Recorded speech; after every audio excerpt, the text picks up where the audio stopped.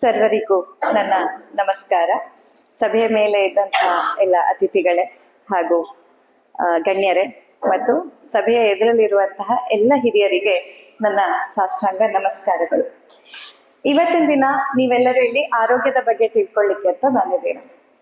So ಮೊದಲನೇದಾಗಿ ಈಗಷ್ಟೇ ತುಂಬಾ ಸುಂದರವಾಗಿ ನೀವು ಹೇಳಿದಂತೆ 60 ವರ್ಷದ ನಂತರವೇ ಜೀವನ ಶುರುವಾಗೋದು ಕರೆಕ್ಟ್. ಅದು ಯಾಕಂದ್ರೆ ಪ್ರತಿಯೊಂದು ವಿಷಯಕ್ಕೂ ಅನುಭವ ಅನ್ನೋದು ಕೊಡುವಂತಹ ಪಾಠ ಇದೆಯಲ್ಲ, ಅದು ಯಾವ ಶಾಲೆನೂ ಕೊಡೋದಿಲ್ಲ.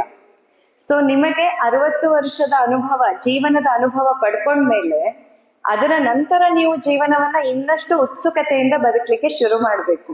ಆ ಅನುಭವದ ಜೊತೆಯಲ್ಲಿ ಜೀವನದ ರಸವನ್ನ ಇನ್ನಷ್ಟು ಸವಿಲಿಕ್ಕೆ, ಜೀವನದ ಸೌಂದರ್ಯವನ್ನ ಇನ್ನಷ್ಟು ಅರಿಯಲಿಕ್ಕೆ, ಅಷ್ಟೇ ಅಲ್ಲದೆ ಮುಂದಿನ ಪೀಳಿಗೆಗೆ ನಿಮ್ಮ ಹಿಂದಿನ ಪೀಳಿಗೆಯ ಸಂದೇಶವನ್ನ ಸಾರುವಂತಹ ಒಂದು ಜವಾಬ್ದಾರಿ ಕೂಡ ನಿಮ್ಮ ಮೇಲೆ ಇರುತ್ತೆ.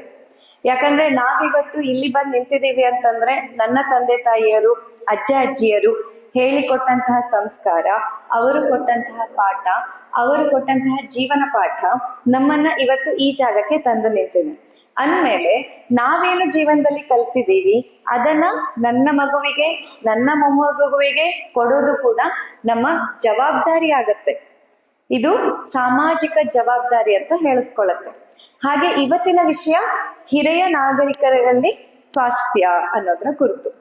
ಮೊಟ್ಟ ಮೊದಲನೇದಾಗಿ ನಾವು ಮಾತಾಡೋದಾದ್ರೆ ಬಹುಶಃ ಗಂಟು ನೋವು ಅಲ್ವಾ? ಯಾರ್ಯಾರಿಗೀಗ ಗಂಟು ನೋವು ಇದೆ ಇದರಲ್ಲಿ? ಕೈ ಎತ್ತಿ ಮಾತಾಡ್ಬೋದು. ಕನ್ನಡ ಅರ್ಥ ಆಗ್ತದಲ್ಲ ಎಲ್ಲರಿಗೂ? ಅರ್ಥ ಆಗ್ತದಲ್ಲ? ಗಂಟು ನೋವು ಯಾರ್ಯಾರಿಗಿದೆ? ಕೈ ಎತ್ತಿ. ಕಾಲ್ ಗಂಟು ನೋವು, ನಡ ನೋವು?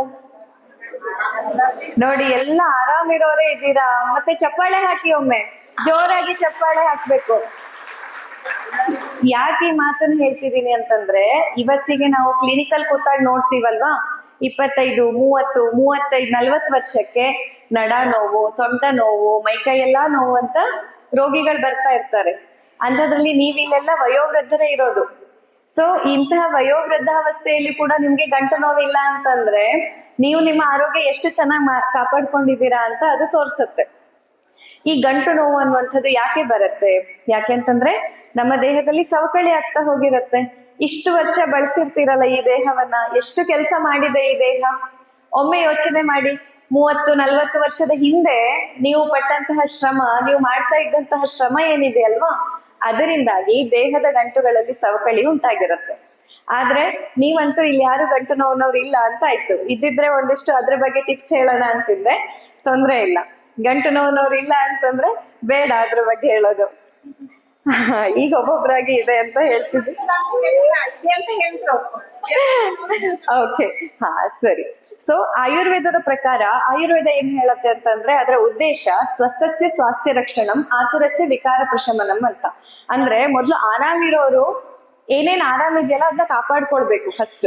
ಈಗ ಉದಾಹರಣೆಗೆ ಆಯ್ತು, ಗಂಟು ನೋವಿದೆ ಅಂತ ಆಯ್ತು ನಿಮ್ಮಲ್ಲಿ, ಆದ್ರೆ ಹೃದಯ ಇನ್ನು ಚೆನ್ನಾಗಿ ಕೆಲಸ ಮಾಡ್ತಿದೆ, ಶ್ವಾಸಕೋಶ ಚೆನ್ನಾಗಿ ಉಸಿರಾಡ್ತಾ ಇದೆ, ಬೆನ್ನು ಸರಿಯಾಗಿದೆ, ಕಣ್ಣು ಸರಿಯಾಗಿದೆ, ಅಂದ್ರೆ ದೇಹದ ಯಾವ್ಯಾವ ಅಂಗಾಂಗಗಳು ಇನ್ನು ಸರಿ ಇದೆಯೋ ಅದನ್ನ ಕಾಪಾಡ್ಕೊಳ್ಳೋದು ಕೂಡ ಮೊದಲನೇ ಜವಾಬ್ದಾರಿ.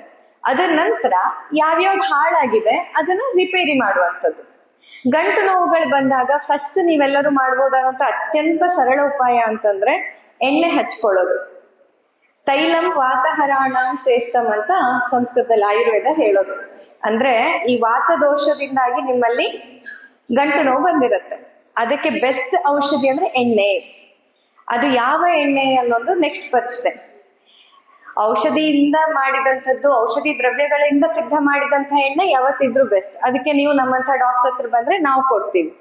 ಆದ್ರೆ ನೀವೇ ಮನೆಯಲ್ಲಿ ಮಾಡ್ಬೋದು ಅಂತಂದ್ರೆ, ನೀವು ಮನೇಲಿ ಊಟಕ್ಕೆ ಏನ್ ಬಳಸ್ತೀರಲ್ವಾ, ಶುದ್ಧವಾದ ಎಣ್ಣೆ, ಪಾಮ್ ಆಯಿಲ್ ಅಲ್ಲ, ಪ್ಯಾಕೆಟ್ ಅಲ್ಲಿ ಬಂದ ಎಣ್ಣೆ ಅಲ್ಲ, ಗಾಣ ಹಾಕಿ ತೆಗಿತಿದ್ರಲ್ಲ ನೀವೆಲ್ಲ ಹಿರಿಯರು, ನೀವು ನೋಡಿರ್ಬೋದು. ನಿಮ್ಮ ಪ್ರಾಯದಲ್ಲೆಲ್ಲ ಎಲ್ಲಿತ್ತು ಪ್ಯಾಕೆಟ್ ಅಲ್ಲಿ ಎಣ್ಣೆ ಸಿಕ್ತಿತ್ತ ಅವಾಗ? ಇಲ್ಲ ಅಲ್ಲ, ಗಾಣದಿಂದಾನೇ, ಎತ್ತಿನ ಗಾಣದಲ್ಲಿ ಹಾಕ್ಸೋದೇ ಇತ್ತಲ್ವಾ. ಮತ್ತೆ ಪುನಃ ಅದೇ ಬಂದಿದೆ. ಜನ ಏನೇನೋ ರಿಸರ್ಚ್ ಮಾಡಿ ಯಾವ್ಯಾವ್ದೋ ಪ್ಯಾಕೆಟ್ ಅಲ್ಲಿ ರಿಫೈನ್ಡ್ ಆಯಿಲ್ ಅಂತೆಲ್ಲ ಸ್ಪೆಷಲ್ ಎಲ್ಲ ತಂದು, ಈಗ ಕೊನೆಗೊಟ್ಟು ಹೇಳಿದ್ದೇನೋ, ನೀವು 30 ವರ್ಷದ ಹಿಂದೆ ಯಾವ ಎಣ್ಣೆ ತಿಂತಿದ್ರಲ್ಲ ಅದೇ ಬೆಸ್ಟ್, ಪ್ಯಾಕೆಟ್ ಅಲ್ಲಿ ಬಂದು ತಿನ್ಬೇಡ್ರಿ ಅಂತ ಈಗಿನ ಮತ್ತೆ ಹೊಸ ರಿಸರ್ಚ್ಗಳು ಹೇಳ್ತಿರೋದು. ಹಾಗಾಗಿ ಗಾಣದ ಎಣ್ಣೆ ಯಾವ್ದೇ ಆದ್ರೂ, ಈಗ ನಿಮ್ಗೆ ಶೇಂಗಾ ಬೆಳಿತಿದ್ದೀರಾ, ಶೇಂಗಾದ್ ಸಿಗತ್ತೆ ಅಂತಂದ್ರೆ ಶೇಂಗಾದಾದ್ರೂ ಪರವಾಗಿಲ್ಲ. ತೆಂಗಿನ ಎಣ್ಣೆ, ಕೊಬ್ಬರಿ ಎಣ್ಣೆ ಸಿಗತ್ತೆ ಅಂತಂದ್ರೆ ಕೊಬ್ಬರಿದಾದ್ರೂ ಪರವಾಗಿಲ್ಲ. ನಿಮ್ಗೆ ಮತ್ತಿಲ್ಲಿ ಯಾವ್ದು ಸಿಗತ್ತೆ? ಎಲ್ಲಿ ಏನ್ ಬೆಳಿತೀರಾ ನೀವಿಲ್ಲಿ? ಹಾ, ಯಾವ ಒಂದು ಪದಾರ್ಥವನ್ನ ನೀವಿಲ್ಲಿ ಬೆಳಿತೀರೋ, ಯಾವುದು ನಿಮ್ಗೆ ಸುಲಭದಲ್ಲಿ ಸಿಗತ್ತೋ, ಕಲಬೆರಕೆ ಇಲ್ಲದೆ ಏನು ಕೆಮಿಕಲ್ಸ್ ಹಾಕದೆ ನಿಮ್ಗೆ ಸಿಗತ್ತೋ ಆ ಎಣ್ಣೆ ಆದ್ರೂ ಪರವಾಗಿಲ್ಲ. ಅದನ್ನ ಒಂಚೂರು ಬಿಸಿ ನೀರಲ್ಲಿಟ್ಟು ಬೆಚ್ಚಗೆ ಮಾಡ್ಕೊಳ್ಬೇಕು. ಬೆಚ್ಚಗೆ ಮಾಡ್ಕೊಂಡು ಪ್ರತಿನಿತ್ಯ ಎಲ್ಲ ಗಂಟುಗಳಿಗೆ ಹಚ್ಚಬೇಕು. ಬರೀ ನೋವಿದ್ದ ಗಂಟಿಗಷ್ಟೇ ಅಲ್ಲ, ಬೇರೆ ಗಂಟುಗಳಿಗೂ ಹಚ್ಚಬಹುದು ನೀವು. ಪ್ರತಿನಿತ್ಯ ಎಣ್ಣೆಯನ್ನ ಮೈಗೆ ಹಚ್ಕೊಳ್ಳೋದನ್ನ ಅಭ್ಯಂಗ ಅಂತ ಹೇಳ್ತಾರೆ. ಅಭ್ಯಂಗದಿಂದ ವಾತ ಶಮನವಾಗುತ್ತೆ. ಅಭ್ಯಂಗಂ ಆಚರೇ ನಿತ್ಯಂ ಸ ಜರಾಶ್ರಮ ವಾತಃ ದೃಷ್ಟಿ ಪ್ರಸಾದ ಪುಷ್ಟ್ಯಾಯು ಸ್ವಪ್ನ ಸುತ್ವಕ್ಚ ದಾಢ್ಯಕೃತ್ ಅಂತ ಆಯುರ್ವೇದ ಹೇಳೋದು. ಅರ್ಥನೂ ಹೇಳ್ತೀನಿ, ಯಾವ್ದೋ ಬೇರೆ ಭಾಷೆಯಲ್ಲಿ ಹೇಳ್ದಂಗ ಅನ್ಸುತ್ತಲ್ಲ, ಇದು ಸಂಸ್ಕೃತ ಭಾಷೆ. ಇದು ನಮ್ಮ ನಿಮ್ಮೆಲ್ಲರ ಭಾಷೆನೆ. ಈಗ ಯಾಕೋ ಬಳಕೆಯಲ್ಲಿ ಹೆಚ್ಚಿಗೆ ಜನ ಇಲ್ಲದೆ ಇರೋದ್ರಿಂದ ನಮ್ಗೆ ಏನೋ ಹೊಸ್ತು ಕೇಳ್ದಾಗ ಅನ್ಸುತ್ತೆ. ಅಭ್ಯಂಗವನ್ನ ಪ್ರತಿನಿತ್ಯ ಮಾಡೋದ್ರಿಂದ ಅದು ವೃದ್ಧಾಪ್ಯವನ್ನ ಮುಂದೂಡತ್ತೆ. ನೀವೇನೀಗ ಅನ್ಕೋತೀರಾ ನಾವು ಮುದುಕಾದ್ವಿ ಅಂತ. ಇಲ್ಲ, ನೀವು ಮುದುಕರ ಆಗಿಲ್ಲ. ನೀವನ್ನ ಇನ್ನೂ ಮುಂದೂಡ್ಬೋದು ಪ್ರತಿನಿತ್ಯ ಮೈಕೈಗೆ ಎಣ್ಣೆಯನ್ನ ಹಚ್ಕೊಳ್ಳೋದ್ರಿಂದ.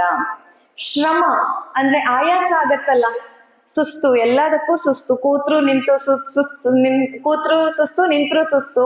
ನಿಮ್ಗೆಲ್ಲ ಒಮ್ಮೊಮ್ಮೆ ಅನ್ಸತ್ತೆ, ಮೊದ್ಲೆಲ್ಲ ಎಷ್ಟು ಕೆಲಸ ಮಾಡ್ತಿದ್ವಿ, ಬಸರಿ ಬಾಣಂತಿ ಅಂತ ನೋಡ್ದೆ ಮನೇಲಿ ಎಷ್ಟು ಕೆಲಸ ಇರ್ತಿತ್ತು, ಆದ್ರೂ ಅವಾಗ ಅಷ್ಟು ಸುಸ್ತಾಗ್ತಿರ್ಲಿಲ್ಲ. ಈಗೇನ್ ಕೆಲಸ ಇಲ್ಲ, ಸುಮ್ನೆ ಕೂತ್ಕೊಳ್ಳೋದು, ಮೊಮ್ಮಕ್ಕಳ ಜೊತೆ ಆಡೋದು, ಮಕ್ಕಳ ಜೊತೆ ಮಾತಾಡೋದು ಬಿಟ್ರೆ ಬೇರೆ ಕೆಲಸ ಇಲ್ಲ, ಆದ್ರೂ ಇಷ್ಟು ಸುಸ್ತು ಅಂತ ನಿಮ್ಗೆ ಅನಿಸ್ತಿರುತ್ತೆ.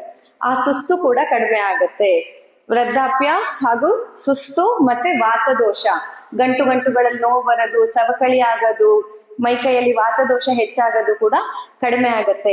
ಅಷ್ಟೇ ಅಲ್ದ, ವಯಸ್ಸು ಆಗ್ತಾ ಇದ್ದಂಗೆ ಕಣ್ಣು ಮಂಜಾಗತ್ತಲ್ವಾ, ಕಣ್ಣಲ್ಲಿ ದೃಷ್ಟಿ ಇದಾಗ್ತಾ ಬರುತ್ತೆ, ಕಷ್ಟ ಆಗತ್ತಲ್ವಾ, ಆ ಕಣ್ಣು ದೃಷ್ಟಿ ಪ್ರಸಾದ ಅಂದ್ರೆ ಕಣ್ಣಿನ ದೃಷ್ಟಿ ಕೂಡ ಕಾಪಾಡೋಕೆ ಸಹಾಯ ಆಗತ್ತೆ. ಇಲ್ದಿದ್ರೆ ವಯೋವೃದ್ಧರಲ್ಲಿ ಅದು ಕೂಡ ತುಂಬಾ ಸಾಮಾನ್ಯ ಅಲ್ವಾ, ಕಣ್ಣಿಗೆ ಪೊರೆ ಬರುತ್ತೆ, ಮಂಜಾಗತ್ತೆ, ಕಣ್ಣು ಸರಿಯಾಗಿ ಕಾಣೋದಿಲ್ಲ. ಸೊ ನೀವು ಪ್ರತಿನಿತ್ಯ ಮೈಕೈಗೆ ಎಣ್ಣೆನ ಹಚ್ಕೊಳ್ಳೋದ್ರಿಂದ, ಅದರಲ್ಲೂ ಮುಖ್ಯವಾಗಿ ನಿಮ್ಮ ಹಸ್ತ ಮತ್ತು ನಿಮ್ಮ ಪಾದ. ಹಸ್ತ ತೋರಿಸಿ ಎಲ್ರು ನಿಮ್ದು. ಹಾ, ಎರಡೂ ಕೈ ಹಸ್ತಗಳಿಗೆ ಮತ್ತು ಪಾದಕ್ಕೆ, ಕಾಲು ಅಡಿ ಇರ್ತದಲ್ಲ ಆ ಪಾದಕ್ಕೆ ಪ್ರತಿನಿತ್ಯ ಎಣ್ಣೆ ಹಾಕಿ ಚೆನ್ನಾಗಿ ಉಜ್ಜಿದ್ರೆ ನಿಮ್ಮ ಕಣ್ಣಿನ ದೃಷ್ಟಿ ಚೆನ್ನಾಗಾಗತ್ತೆ. ಈಗಾಗ್ಲೇ ಪೊರೆ ಬಂದವರಿಗೆ ಅದು ಇನ್ನೂ ಹಾಳಾಗದನ್ನ ತಡಿಬಹುದು. ಪೊರೆ ಬಾರದಿರೋರಿಗೆ ಇನ್ ಮುಂದೆ ಕೂಡ ಬರ್ದೇ ಇದ್ದ ಹಾಗೆ ನೀವು ಬರೀ ಇಷ್ಟಲ್ಲಿ ಮಾಡ್ಕೊಳ್ಬಹುದು ನೋಡಿ. ಏನು, ಮನೇಲಿ ಅಡಿಗೆಗೆ ಇಷ್ಟಿಷ್ಟು ಎಣ್ಣೆ ಹೋಯ್ತಿರಲ್ಲ, ಅದ್ರ ಬದಲು ಮೈಗೆ ಹಚ್ಕೋಬೇಕು. ಅಡಿಗೆಗೆ ಎಣ್ಣೆ ಕಮ್ಮಿ ಹಾಕ್ಬೇಕು, ಮೈಗೆ ಎಣ್ಣೆ ಹೆಚ್ಚಿಗೆ ಹಾಕೋಬೇಕು, ಗೊತ್ತಾಯ್ತಾ? ಅಂಡ್ ಇನ್ ಈ ಕಡೆ ಇದ್ದವರಲ್ಲಿ ಎಣ್ಣೆ ಅಂದ್ರೆ ಈ ಎಣ್ಣೆ ಅಲ್ಲ, ಇಲ್ಲಿ ಉಳಿದವರಲ್ಲಿ ಯಾಕಂದ್ರೆ ನೀವೇ ಈಗ ಮೆಜಾರಿಟಿಯಲ್ಲಿ ಇರೋದು. ಡಾಕ್ಟ್ರೇ ಹೇಳಿದ್ದಾರೆ ಎಣ್ಣೆ ಒಳ್ಳೇದು ಅಂತ ಅಂದ್ರೆ ಆ ಎಣ್ಣೆ ಅಲ್ಲ. ನಾನು ಹಚ್ಕೊಳ್ಳೋ ಎಣ್ಣೆ ಬಗ್ಗೆ, ಅಡಿಗೆ ಮಾಡೋ ಎಣ್ಣೆ ಬಗ್ಗೆ ಹೇಳ್ತಾ ಇರೋದು. ಆಮೇಲೆ ಮನೆಗೆ ಹೋದ್ಮೇಲೆ ನಿಮ್ಮನೆ ಎಲ್ಲರ ಹೆಂಡತಿ ಸೊಸೆಯಂದಿರೆಲ್ಲ ನನಗ್ ಬೈಬಾರ್ದು, ಅದು ಯಾವ ಡಾಕ್ಟ್ರು ಎಣ್ಣೆ ಬೆಸ್ಟ್ ಅಂತ ಹೇಳ್ಬಿಟ್ಟಿದ್ದಾರೆ ಅಂತ. ಆ ಎಣ್ಣೆ ಅಲ್ಲ ಇದು. ನಾನ್ ಹೇಳ್ತಾ ಇರೋದು ಹೊಟ್ಟೆಗೆ ಅಡಿಗೆಯಲ್ಲಿ ಎಲ್ಲ ಬಳಸ್ತಾರೆ ಆ ಎಣ್ಣೆ ಬಗ್ಗೆ. ದೃಷ್ಟಿ ಪ್ರಸಾದ ಪುಷ್ಟಿಯಾಯು. ಪುಷ್ಟಿಯಾಯು ಅಂತ ಅಂದ್ರೆ ನಿಮ್ಮ ಆಯಸ್ಸಿಗೆ ಪುಷ್ಟಿಯನ್ನ ಕೊಡತ್ತೆ. ಈಗ ನಮ್ಮೆಲ್ಲರ ಜೀವನದಲ್ಲಿ ಮುಖ್ಯ ಗುರಿ ಏನ್ ಹೇಳಿ? ನಾವು ಕೊನೆ ದಿನದ ತನಕ ಹಾಸಿಗೆ ಹಿಡಿಬಾರ್ದು, ಬೇರೆಯವ್ರ ಹತ್ರ ಸೇವೆ ಮಾಡಿಸ್ಕೊಳ್ಳೋ ಹಾಗೆ ಆಗ್ಬಾರ್ದು. ಹೌದಾ ಅಲ್ವಾ? ಅನಾಯಾಸೇನ ಮರಣಂ ವಿನಾ ದೈನ್ಯೇನ ಜೀವನಂ. ಹೌದು ತಾನೆ? ನಿಮ್ಮೆಲ್ಲರ ಗುರಿ ಇರೋದು ಅದೇ ಅಲ್ವಾ? ನಿಮಗೆಲ್ಲ ಇರೋ ಆಸೆ ಏನ್ ಹೇಳಿ? ನಾನು ಇರೋವಷ್ಟು ದಿವಸ ಬೇರೆಯವ್ರಿಗೆ ನನ್ನಿಂದ ಸಹಾಯ ಆಗ್ಬೇಕೆ ಹೊರತಾಗಿ ಬೇರೆಯವ್ರ ಹತ್ರ ನಾನು ಸಹಾಯ ಮಾಡಿಸ್ಕೊಳ್ಳೋ ತರ, ಹಾಸಿಗೆ ಹಿಡಿಯೋ ತರ ಆಗ್ಬಾರ್ದು ಅನ್ನೋದು ನಿಮ್ಮೆಲ್ಲರ ಆಸೆ. ಸೊ ಅದಾಗ್ಬೇಕು ಅಂತಂದ್ರೆ ನಿಮ್ಮ ಆಯಸ್ಸಿಗೆ ಪುಷ್ಟಿ ಸಿಗ್ಬೇಕು. ಅಂತಹ ಕೆಲಸ ಕೂಡ ಈ ಅಭ್ಯಂಗದಿಂದ ಆಗತ್ತೆ. ಜಸ್ಟ್ ಒಂದು ಮನೆಯಲ್ಲಿ ಪ್ರತಿನಿತ್ಯ ಎಣ್ಣೆ ಹಚ್ಕೊಳ್ಳೋದ್ರಿಂದ ಇಷ್ಟೆಲ್ಲ ಸಿಗತ್ತೆ ಅಂತಂದ್ರೆ ಯಾಕೆ ಮಾಡ್ಬಾರ್ದು? ಇದ್ರಿಂದ ಏನಾದ್ರೂ ಕಷ್ಟ ಇದೆಯಾ? ಏನಾದ್ರೂ ಎಕ್ಸ್ಟ್ರಾ ದುಡ್ಡು ಇದೆಯಾ?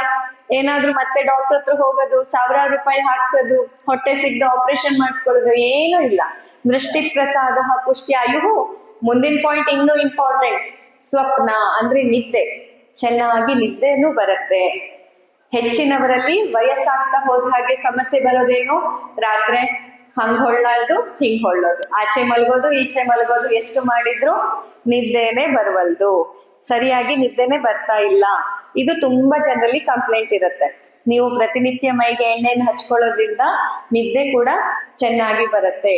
ಹಾಗೇನೆ ಚರ್ಮದಲ್ಲಿ ಸುಕ್ಕುಗಟ್ಟುವಿಕೆ ಜಾಸ್ತಿ. ವಯಸ್ಸಾಗ್ತಿದ್ದ ಹಾಗೆ ನಿಮ್ಮ ಮೊಮ್ಮಕ್ಕಳೆಲ್ಲ ನಿಮ್ಮ ಚರ್ಮ ನೋಡಿ ಹೇಳ್ಬೋದಲ್ವಾ, ಇದ್ಯಾಕೆ ಹೀಗಾಗಿದೆ ನಿಮ್ಮ ಚರ್ಮ ಅಂತ. ವಯಸ್ಸಾಗ್ತಿದ್ದ ಹಾಗೆ ಚರ್ಮದಲ್ಲಿ ಸುಕ್ಕುಗಟ್ಟುವಿಕೆ ಜಾಸ್ತಿ. ಅಷ್ಟೇ ಅಲ್ಲದೆ ಚರ್ಮದಲ್ಲಿ ಇನ್ಫೆಕ್ಷನ್ಸ್ಗಳು ಜಾಸ್ತಿ. ಅಂದ್ರೆ ಅಲ್ಲಲ್ಲಿ ಏನಾದ್ರು ಕೆರೆತ ಬರೋದು, ಕಪ್ಪು ಕಪ್ಪು ಆಗೋದು, ತುರಿಕೆ ಬಂದಾಗ ಆಗೋದು, ಮತ್ತೆ ಬಿಸಿಲಿಗೆ ಹೋದ್ರೆ ಚರ್ಮ ಒಂದೇ ಸಲ ಕಪ್ಪಗಾಗೋದು, ಇಂಥದೆಲ್ಲ ಕೆಲವೊಂದಿಷ್ಟು ಸಮಸ್ಯೆಗಳು ಕೂಡ ವೃದ್ಧಾಪ್ಯದಲ್ಲಿ ತುಂಬಾ ಸರ್ವೇ ಸಾಮಾನ್ಯವಾಗಿ ಕಾಣಿಸ್ಕೊಳ್ಳುತ್ತೆ. ಅದರಲ್ಲಿ ಕೂಡ ತ್ವಕ್ ಅಂದ್ರೆ ಸೂತ್ವಕ್ ಅಂತ ಹೇಳ್ತಾರೆ, ನಿಮ್ಮ ಚರ್ಮದ ಆರೋಗ್ಯವನ್ನ ಕಾಪಾಡ್ಲಿಕ್ಕೆ ಕೂಡ ಅದು ತುಂಬಾ ಸಹಾಯ. ಎಣ್ಣೆ ಹಚ್ಕೊಂಡ್ರಾಯ್ತು ಇಷ್ಟೇ. ಅದು ಏನು, ನಿಮ್ಮಲ್ಲಿ ಏನೇನ್ ಎಣ್ಣೆ ಸಿಗತ್ತೆ ಆ ಎಣ್ಣೆಯಲ್ಲೇ ಹಚ್ಕೊಳ್ಬಹುದು. ದೃಷ್ಟಿ ಪ್ರಸಾದ ಪುಷ್ಯಾಯು ಸ್ವಪ್ನ ಸೂತ್ವ ಚ ದಾಢ್ಯ ಅಂದ್ರೆ ದೃಢತೆ, ಶಕ್ತಿ ಸಿಗತ್ತೆ ನಿಮ್ಮಲ್ಲಿ ಕೂಡ. ನಿಮ್ಗೆ ಯಾಕೆ ಇವತ್ತು ನೀವು ಇಷ್ಟು ಗಟ್ಟಿ ಇದ್ದೀರಾ ಅಂತಂದ್ರೆ, ಇಲ್ಲಿ ಇಷ್ಟು ಹಿರಿಯರು ಇದ್ದೀರಲ್ಲ, ನಿಮ್ಮ ಮನೆಯಲ್ಲಿರೋ ಮಕ್ಕಳನ್ನ ನೋಡಿದಾಗ ಎಷ್ಟೋ ಸತಿ ನೀವೇ ಗಟ್ಟಿ ಅಂತ ಅನ್ಸಲ್ವಾ ನಿಮ್ಗೆ? ನಿಜ ಹೇಳಿ, ಈಗಿನ ಜನರೇಷನ್ 40-50 ವರ್ಷದವ್ರನ್ನ ನೋಡಿದ್ರೆ ನೀವೇ ಗಟ್ಟಿ ಅಂತ ಅನ್ಸೋದಿಲ್ವಾ? ಯಾಕೆ ಅನ್ಸುತ್ತೆ ಅಂತಂದ್ರೆ, ನೀವು ಚಿಕ್ಕ ಇರುವಾಗ ಅಷ್ಟು ಚೆನ್ನಾಗಿ ನಿಮ್ಗೆ ಎಣ್ಣೆ ಹಚ್ಚೋದು, ಸ್ನಾನ ಎಲ್ಲ ಆಗಿತ್ತು. ಹಾಗೇನೆ ಹಳೆ ಕಾಲದಲ್ಲಿ ನೆನಪಿದೆಯೋ ಇಲ್ಲೋ ನಿಮ್ಗೆ, ಕಂಬಳಿ ಮೇಲೆ ಮಲಗ್ತಿದ್ರು, ಎಣ್ಣೆ ದಿನ ರಾತ್ರಿ ಮಲಗೋ ಮೊದ್ಲು ಎಣ್ಣೆ ಸವರ್ಕೊಂಡ್ ಮಲಗ್ತಿದ್ರು. ಹೌದಾ? ನಮ್ಮೂರಲ್ಲಂತೂ ಆ ಪದ್ಧತಿ ಇತ್ತು. ನಿಮ್ಮೂರಲ್ಲೂ ಇತ್ತ?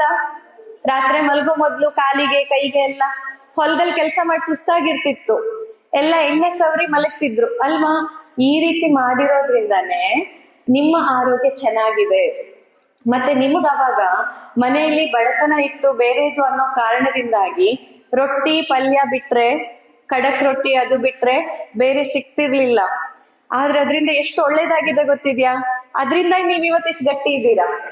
ನಿಮಗೂ ನಮಗೆಲ್ಲ ಸಿಕ್ಕದ ಹಂಗೆ ಬ್ರೆಡ್, ಬಿಸ್ಕಿಟ್, ಪೇಡ, ಚಿಪ್ಸು, ಬೇಕರಿದೆಲ್ಲ ಸಿಕ್ಬಿಟ್ಟಿದ್ರೆ ಇವತ್ ನೀವೆಷ್ಟು ಗಟ್ಟಿ ಇದ್ದೀರಾ ಅಷ್ಟು ಗಟ್ಟಿ ಇರ್ತಿರ್ಲಿಲ್ಲ.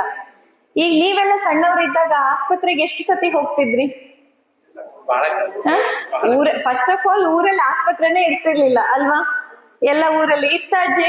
ನಿಮ್ ಊರಲ್ಲಿ ನೀವು ಸಣ್ಣಕ್ಕಿದ್ದಾಗ, ನಿಮಗ್ 10 ವರ್ಷ ಇದ್ದಾಗ, ನಿಮ್ ಮದ್ವೆಗಿನ್ ಮೊದ್ಲು ಇರೋ ಆಸ್ಪತ್ರೆನೇ ಇರ್ಲಿಲ್ಲ. ಎಷ್ಟ್ ಸತಿ ಹೋಗಿದ್ರಿ ನೀವು ಆಸ್ಪತ್ರೆಗೆ?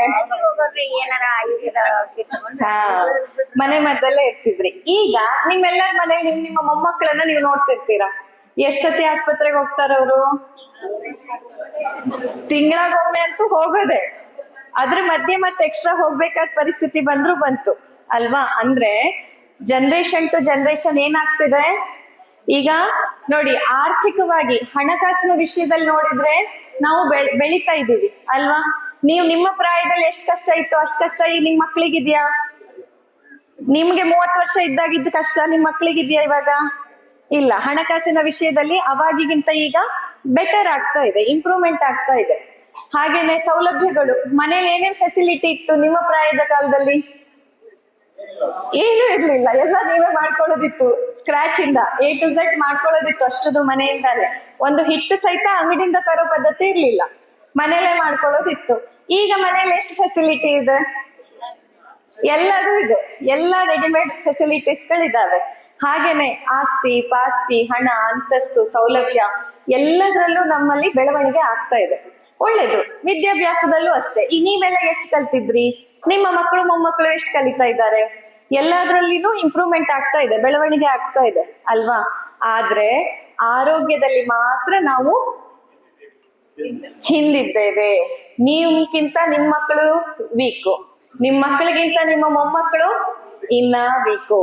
ಎಲ್ಲೋ ಒಂದ್ ಕಡೆ ನಾವು ತಪ್ತಾ ಇದೀವಿ ಅಂತಂದ್ರೆ, ಜೀವನದಲ್ಲಿ ಮತ್ತೆಲ್ಲ ಬೆಳೀತಿದ್ದೇವೆ, ವಿದ್ಯಾಭ್ಯಾಸ ಕಲಿತ್ವಿ, ಆರೋಗ್ಯ ಚೆನ್ನಾಗಾಯ್ತು, ಫೆಸಿಲಿಟೀಸ್ ಹೆಚ್ಚಿಗೆ ಸಿಗ್ತಾ ಇದೆ, ಹಣಕಾಸು ಮೊದ್ಲಿಗಿಂತ ಈಗ ಬೆಟರ್ ಇದೆ, ಎಲ್ಲ ಇದ್ರೂನು ನಾವು ಆರೋಗ್ಯವನ್ನ ಕಳ್ಕೊಳ್ತಿದೀವಿ ಅಂತಂದ್ರೆ ನಾವ್ ಎಲ್ಲಿ ತಪ್ಪು ಮಾಡ್ತಿದೀವಿ? ಹಾಗಾದ್ರೆ ನಮ್ಮ ಆಹಾರ ಪದ್ಧತಿ ಮತ್ತು ಜೀವನ ಶೈಲಿ.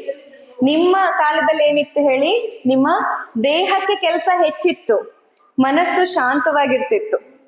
ಮನಸ್ಸಿಗೆ ವಿಶ್ರಾಂತಿ ಇತ್ತು. ಯಾಕೆ ಹೇಳಿ, ಪೂರ್ತಿ ಇಷ್ಟು ಕೆಲಸ ಮಾಡಿದ್ಮೇಲೆ ಮನಸ್ಸಿಗೆ ಮತ್ತೆ ಎಲ್ಲಿ ಕೆಲಸ ಅಲ್ವಾ? ಸಂಜೆ ಬಂದು ಮಲ್ಕೊಂಡ್ಬಿಟ್ರೆ ಇನ್ನು ಬೆಳಗ್ಗೆನೆ ಎಚ್ಚರ ಆಗೋದು, ಮತ್ತೆ ಹೊಲಕ್ಕೆ ಹೋಗೋದು ಅಷ್ಟೇ. ಆ ರೀತಿ ಇತ್ತು. ಈಗೇನಾಗಿದೆ, ದೇಹಕ್ಕೆ ಕೆಲಸ ಕಡಿಮೆ ಆಗಿದೆ, ತಲೆಗೆ ಕೆಲಸ ಹೆಚ್ಚಾಗಿದೆ. ಚಿಂತೆ, ತಲೆಯಲ್ಲಿ ಚಿಂತೆ. ಮತ್ತೆ ಮನೆಯಲ್ಲಾದ್ರು ಆಗ ನೋಡಿ, ಮನೆಯಲ್ಲಿ ಎಷ್ಟು ಜನ ಇರ್ತಿದ್ರು, ಎಲ್ರು ಒಬ್ರಿಗೊಬ್ರು ಹೊಂದ್ಕೊಂಡು ಸುಧಾರಿಸ್ಕೊಂಡು ಅನುಕೂಲಕರವಾಗಿರ್ತಿದ್ರು. ಈಗ ಮನೇಲಿ ಇರೋದೇ 4 ಜನ, 4 ಕಡೆ ಮುಖ ಹಾಕೊಂಡಿರ್ತಾರೆ ಅಲ್ವಾ? ಒಂದು ಮಾತಾಡಿದ್ರೆ ಕಡಿಮೆ, 2 ಮಾತಾಡಿದ್ರೆ ಹೆಚ್ಚು. ಒಬ್ರು ಕಂಡ್ರೆ ಒಬ್ರಿಗಾಗೋದಿಲ್ಲ. ಇಂತಹ ಮನೆಯಲ್ಲಿ ನಾವು ಸಮಾಧಾನ, ಶಾಂತಿ, ನೆಮ್ಮದಿ, ಆರೋಗ್ಯ ಪಡಿಲಿಕ್ಕೆ ಹೇಗ್ ಸಾಧ್ಯ? ಈಗ ನೋಡಿ, ಕಾರ್ ಗಾಡಿ ಅಥವಾ ಬಸ್ ಹತ್ಕೊಂಡ್ ಬಂದಿರ್ತೀರಾ ನೀವು. ಬಸ್ಸಲ್ಲಿ ಎಷ್ಟು ಚಕ್ರಗಳಿರತ್ತಲ್ವಾ? ಎಲ್ಲಾ ಚಕ್ರ ಒಂದೇ ದಿಕ್ಕಲ್ಲಿ ಓಡಿತಾ ಇದ್ರೆ ಮಾತ್ರ ನೀವ್ ಇಲ್ಲಿ ತನಕ ಬಂದ್ ತಲುಪಕ್ಕಾಯ್ತು. ಅದೇ ಎಲ್ಲಾ ಚಕ್ರ ಒಂದೊಂದ್ ಕಡೆ ಹೋಗಿದ್ದಿದ್ರೆ, ನನ್ನ ಇಷ್ಟ ಅಂತ ಈ ಮುಂದ್ಗಡೆ ಚಕ್ರ ಒಂದ್ ಕಡೆ ಹೋಯ್ತು, ಪಕ್ಕದ ಇನ್ನೊಂದ್ ಕಡೆ ಹೋಯ್ತು, ಹಿಂದ್ಗಡೆ 2 ಚಕ್ರ ಇನ್ನೊಂದ್ ಕಡೆ ಹೋಯ್ತು. ಆ ಬಸ್ ಎಲ್ಲಿಗಾದ್ರೂ ಹೋಗಿ ದಡ ತಲುಪತ್ತಾ? ಇಲ್ಲ ಅಲ್ವಾ? ಹಾಗೇನೆ ನಮ್ಮ ಸಂಸಾರ ಅನ್ನೋದು ಈ ಗಾಡಿ ಇದ್ದ ಹಾಗೆ. ಸಂಸಾರದಲ್ಲಿರುವಂತಹ ಪ್ರತಿಯೊಬ್ಬ ಸದಸ್ಯರು ನಾವು ಚಕ್ರಗಳಿದ್ದ ಹಾಗೆ. ಎಲ್ಲಾ ಚಕ್ರಗಳು ಒಂದೇ ದಿಕ್ಕಿನಲ್ಲಿ, ಒಂದೇ ವೇಗದಲ್ಲಿ ಚಲಿಸಿದರೆ ಮಾತ್ರ ಗಾಡಿ ಓಡತ್ತೆ. ಹಾಗೆ ಸಂಸಾರದಲ್ಲಿ ಇದ್ದಂತಹ ಎಲ್ಲ ಸದಸ್ಯರು ಒಂದೇ ಮನೋಭಾವದಿಂದ, ಒಂದೇ ದೃಷ್ಟಿಕೋನದಿಂದ ಇದ್ರೆ ಮಾತ್ರ ಸಂಸಾರ ಅನ್ನೋ ಗಾಡಿ ನಡೆಯುತ್ತೆ. ಈಗೇನಾಗ್ತಿದೆ, ಎಲ್ಲರೂ ನನ್ನ ಜೀವನ ನನ್ನಿಷ್ಟ ಅಂತ ಒಬ್ಬೊಬ್ರು ಒಂದೊಂದು ದಿಕ್ಕಲ್ಲಿ ಓಡ್ತಿದೀವಿ ನಾವು. ಹಾಗಾಗಿ ಮನಸ್ಸಿಗೆ ಚಿಂತೆ ಜಾಸ್ತಿ. ನಿಮ್ಮೆಲ್ಲರಲ್ಲಿ ನನ್ನ ವಿನಂತಿ ಏನಂತಂದ್ರೆ, ಈಗ ಪ್ರಾಯದಲ್ಲಿರೋರು ಬಿಸಿ ರಕ್ತ, ಅವರು ನಾವ್ ಹೇಳಿದಂತೆ ಸಂಸಾರದ ಗಾಡಿ ನಡಿಬೇಕಂತಿರ್ತಾರೆ. ಆದ್ರೆ ನೀವಾದ್ರೂ ಅಟ್ಲೀಸ್ಟ್ ಅದನ್ನ ಅರ್ಥ ಮಾಡ್ಕೊಂಡು ನೀವೇನ್ ಮಾಡ್ಬೇಕು, ಸ್ವಲ್ಪ ಶಾಂತವಾಗಿ ಸಮಾಧಾನದಿಂದ ಅವರು ಹೋಗ್ತಾ ಇದ್ದ ದಿಕ್ಕಿನ ಹತ್ರ ನಿಮ್ಮ ಚಕ್ರನು ತಿರುಗಿಸ್ಬೇಕು. ಅವಾಗ ಮಾತ್ರ ಸಂಸಾರದಲ್ಲಿ ನೆಮ್ಮದಿ ಇರ್ಲಿಕ್ಕೆ ಸಾಧ್ಯ. ನೀವು ನಿಮ್ಮ ಕಾಲದ ಹೇಳೋದು, ಅವ್ರ ಕಾಲದ ಹೇಳೋದು, ಒಟ್ನಲ್ಲಿ ಮನೇಲಿ ಯಾರಿಗೂ ನೆಮ್ಮದಿ ಇಲ್ಲ, ಆರೋಗ್ಯ ಇಲ್ಲ ಅಂತ ಆಗೋದು. ಹಾಗಾಗ್ಬಾರ್ದು. ನಾವೆಷ್ಟೆಲ್ಲ ಮಾಡಿಟ್ಟಿರೋದು, ನೀವಿಷ್ಟು ದುಡ್ದಿದ್ದೀರಾ, ಇಷ್ಟು ಕಷ್ಟಪಟ್ಟಿದ್ದೀರಾ, ಜೀವನದ ಪ್ರತಿ ಕ್ಷಣವನ್ನ ನಿಮ್ಮ ಮಕ್ಕಳು ಮೊಮ್ಮಕ್ಕಳಿಗಾಗಿ ಮಾಡಿಟ್ಟಿದ್ದೀರಾ. ಇಷ್ಟೆಲ್ಲ ಮಾಡಿಟ್ಟವರು ಅವರ ನೆಮ್ಮದಿಗಾಗಿ ಒಂಚೂರು ಸುಮ್ಮನಿದ್ರೆ, ಶಾಂತವಾಗಿದ್ರೆ ಅವ್ರಿಗೆ ನೆಮ್ಮದಿ ಸಿಗತ್ತೆ ಅಂತಂದ್ರೆ ನೀವು ಮಾಡ್ಕೋಬಹುದಲ್ವಾ ಅದನ್ನ? ಆ ಒಂದು ಅಡ್ಜಸ್ಟ್ಮೆಂಟ್ ಅನ್ನ ನೀವು ಮಾಡ್ಕೊಳ್ಬೇಕು. ಕಾಲಕ್ರಮೇಣದಲ್ಲಿ ಹೋಪ್ಫುಲಿ ಅವರು ಮಾಡ್ಕೊಳ್ಳಿ. ಯಾರಿಲ್ಲಿ ಯಂಗ್ ಜನರೇಷನ್ ಇದ್ದೀರಾ, ನಿಮ್ಮಲ್ಲಿಯೂ ವಿನಂತಿ, ನೀವು ಆ ಹಿರಿಯರ ಜೀವನದ ಅನುಭವಕ್ಕೆ ಒಂದು ಗೌರವವನ್ನ ಕೊಟ್ಟು ನೀವು ಒಂದ್ ಸ್ವಲ್ಪ ಅವರಿಗೆ ಅಡ್ಜಸ್ಟ್ ಆಗೋದನ್ನ ಕಲಿಬೇಕು. ಹಾಗೆ ಹಿರಿಯರು ಕೂಡ ಚಿಕ್ಕವರಿಗೆ ಸ್ವಲ್ಪ ಅಡ್ಜಸ್ಟ್ ಆಗೋದನ್ನ ಕಲಿಬೇಕು. ಯಾಕಂದ್ರೆ ಅಲ್ಟಿಮೇಟ್ಲಿ ನಮ್ಮೆಲ್ಲರಿಗೆ ನೆಮ್ಮದಿ ಮುಖ್ಯ. ಇಲ್ಲಿ ಒಂದೊಂದ್ಸತಿ ನಾವು ಜೀವನದಲ್ಲಿ ಏನಾಗ್ಬಿಡ್ತೀವಿ, ನ್ಯಾಯಾಧೀಶರಾಗ್ಬಿಡ್ತೀವಿ. ಯಾವ್ದ್ ಸರಿ ಯಾವ್ದ್ ತಪ್ಪು ಇದ್ರ ಹಿಂದೆ ಬಿದ್ಬಿಡ್ತೀವಿ ಅಲ್ವಾ? ಇದು ಯಾರು ಸರಿ ಇದ್ರೆ ಸರಿ, ತಪ್ಪಿದ್ರೆ ತಪ್ಪು, ನಾನು ಹೇಳ್ಬಿಡ್ತೀನಪ್ಪ, ನೇರ ನನ್ ಮಾತು. ಅದ್ರಲ್ಲೂ ಎಸ್ಪೆಷಲಿ ಅತ್ತೆಯರು, ನೇರ ನಾನು ಫುಲ್ ನೇರ. ಏನ್ ಸರಿ ಇದೆ ಅದ್ ಹೇಳ್ಬಿಡ್ತೀನಿ, ತಪ್ಪಿದ್ರು ಹೇಳ್ಬಿಡ್ತೀನಿ, ಅದ್ರಲ್ಲಿ ಏನ್ ತಪ್ಪು ಅಂತ. ಆದ್ರೆ ಈ ಸಂಬಂಧಗಳು ಈ ನ್ಯಾಯ ಅನ್ಯಾಯದ ಮೇಲೆ ನಡೆಯೋದಿಲ್ಲ, ಸರಿ ತಪ್ಪಿನ ಮೇಲೆ ನಡೆಯೋದಿಲ್ಲ. ಸಂಬಂಧಗಳು ಭಾವನೆಗಳಿಂದ ನಡೆಯೋದು. ಸರಿನೋ ತಪ್ಪೋ ಸುಮ್ಮನಿದ್ರೆ ಸಂಸಾರ ಚೆನ್ನಾಗಿರತ್ತೆ ಅಂದ್ಮೇಲೆ ಜೈ ಅಂದ್ಬಿಡ್ಬೇಕು. ಅಲ್ಲಿ ಸಮಾಧಾನ ಆರೋಗ್ಯಕ್ಕೆ ತುಂಬಾ ಮುಖ್ಯವಾಗಿದ್ದು. ಯಾಕಂದ್ರೆ ಸರಿ ತಪ್ಪು ಅಂತ ನ್ಯಾಯ ಹೇಳೋದಕ್ಕೆ ನಮ್ಮನ್ನೇನು ಅಧ್ಯಕ್ಷನ್ ಮಾಡಿದಾರ? ನಾವೇನ್ ಅಧ್ಯಕ್ಷರಲ್ಲ ಅಲ್ವಾ? ಅಂದ್ಮೇಲೆ ಸುಮ್ನೆ ಸರಿ ತಪ್ಪು ಅಂತ ಹೇಳ್ಕೊಂಡು ಜೀವನ ಹಾಳು ಮಾಡ್ಕೊಳ್ಳೋಕ್ಕಿಂತ ನಾವು ಭಾವನೆಗಳಿಗೆ ಹೆಚ್ಚು ಮಹತ್ವವನ್ನ ಕೊಟ್ಟು ನಮ್ಮ ಬದುಕನ್ನ ಕಳಿಯೋ ಬಗ್ಗೆ ನೋಡ್ಬೇಕು. ಎರಡನೇದು ಹೆಚ್ಚಿನ ಸಮಸ್ಯೆ ಎಲ್ಲರಲ್ಲಿ ಬರೋದು ಮಲಬದ್ಧತೆ. ಮಲ ವಿಸರ್ಜನೆ ಸರಿಯಾಗಲ್ಲ. ಯಾಕಂತಂದ್ರೆ ವಾತ ದೋಷ ಅನ್ನುವಂಥದ್ದು ವಯಸ್ಸಾಗ್ತಾ ಬಂದಾಗ ನಮ್ಮಲ್ಲಿ ಹೆಚ್ಚಾಗತ್ತೆ. ಅದು ನಮ್ಮ ದೇಹದಲ್ಲಿ ಡ್ರೈನೆಸ್ ಅನ್ನ ಹೆಚ್ಚು ಮಾಡುತ್ತೆ, ಒಣ ಅಂಶವನ್ನ ಹೆಚ್ಚು ಮಾಡುತ್ತೆ. ಅದ್ರಲ್ಲೂ ಈ ಬಯಲು ಸೀಮೆಯಲ್ಲಿ ನೀವು ತಿನ್ನುವ ಆಹಾರದಲ್ಲಿನೂ ಒಣ ಅಂಶವೇ ಜಾಸ್ತಿ ಇರೋದ್ರಿಂದ ಮಲ ವಿಸರ್ಜನೆ ಕಷ್ಟ ಆಗೋದು, ಮಲಬದ್ಧತೆ ಆಗೋದು ತುಂಬಾ ಕಾಮನ್. ನೀವು ಅವಾಗ ಏನ್ ಮಾಡ್ಬೋದು ಅಂತಂದ್ರೆ, ನಿಮ್ಮ ಆಹಾರದಲ್ಲಿ ತೆಂಗಿನ ಎಣ್ಣೆ ಇರ್ತದಲ್ಲ, ಅದನ್ನ ದಿನಾ ರಾತ್ರಿ ಮಲಗುವಾಗ ಒಂದು ಲೋಟ ಬಿಸಿ ನೀರಿಗೆ 1-2 ಚಮಚ ತೆಂಗಿನ ಎಣ್ಣೆಯನ್ನ ಹಾಕೊಂಡು ಕುಡಿದು ಮಲ್ಕೊಳ್ಳಿ ರಾತ್ರಿ. ಈ ಎಣ್ಣೆ ಕುಡಿಬೇಕು ರಾತ್ರಿ. ರಾತ್ರಿ ಯಾವ್ದು? ತೆಂಗಿನ ಕೊಬ್ಬರಿ ಎಣ್ಣೆ, ಶುದ್ಧ ಗಾಣದಿಂದ ತೆಗೆದಿದ್ದು ನೀರಿಗೆ ಈ ಎಣ್ಣೆ ಹಾಕ್ಬೇಕು, ಬೇರೆ ಎಣ್ಣೆ ಅಲ್ಲ. ಕೊಬ್ಬರಿ ಎಣ್ಣೆನ 2 ಚಮಚ ಹಾಕಿ ಬಿಸಿ ನೀರಿಗೆ ಹಾಕಿ ಮಿಕ್ಸ್ ಮಾಡಿ ಕುಡಿಬೇಕು. ಆಮೇಲೆ ಬೆಳಿಗ್ಗೆ ಎದ್ದ ತಕ್ಷಣ, ಯಾರ್ಯಾರ ಮನೇಲಿ ಇನ್ನೂ ಆಕಳುಗಳಿದಾವೆ, ಹಸ ಎಮ್ಮೆ, ಆಕಳು ಎಮ್ಮೆ ಯಾರ್ಯಾರ ಮನೇಲಿ ಇನ್ನೂ ಇದಾವೆ? ಕೈ ಎತ್ರಿ. ಯಾರ್ಯಾರ ಮನೇಲಿ ಇದೆ ಆಕಳು ಅಥವಾ ಎಮ್ಮೆ? ಇಷ್ಟು ಕಡಿಮೆನಾ? 1 2 3 4 ಇದೆಯಾ ಈಗ್ಲೂನು? Very good. ಆದ್ರೂ ಕಡಿಮೆನಲ್ಲ, ನಾನು ಇಲ್ಲಿ ಜಾಸ್ತಿ ಜನರ ಮನೇಲಿ ಇದೆ ಅಂತ ಅನ್ಕೊಂಡಿದ್ದೆ. ಆಕಳು ಎಮ್ಮೆ ಎಲ್ಲ ಯಾವ್ದಾದ್ರು ಮನೇಲಿ ಇದ್ರೆ ಆಕಳ ಎಮ್ಮೆಕ್ಕಿಂತ ಗಾಡಿಗಳು ಹೆಚ್ಚಿದೆ. ಗಾಡಿಗಳು, ಮೋಟರ್ ಸೈಕಲ್ ಯಾರ್ಯಾರ ಮನೇಲಿದೆ?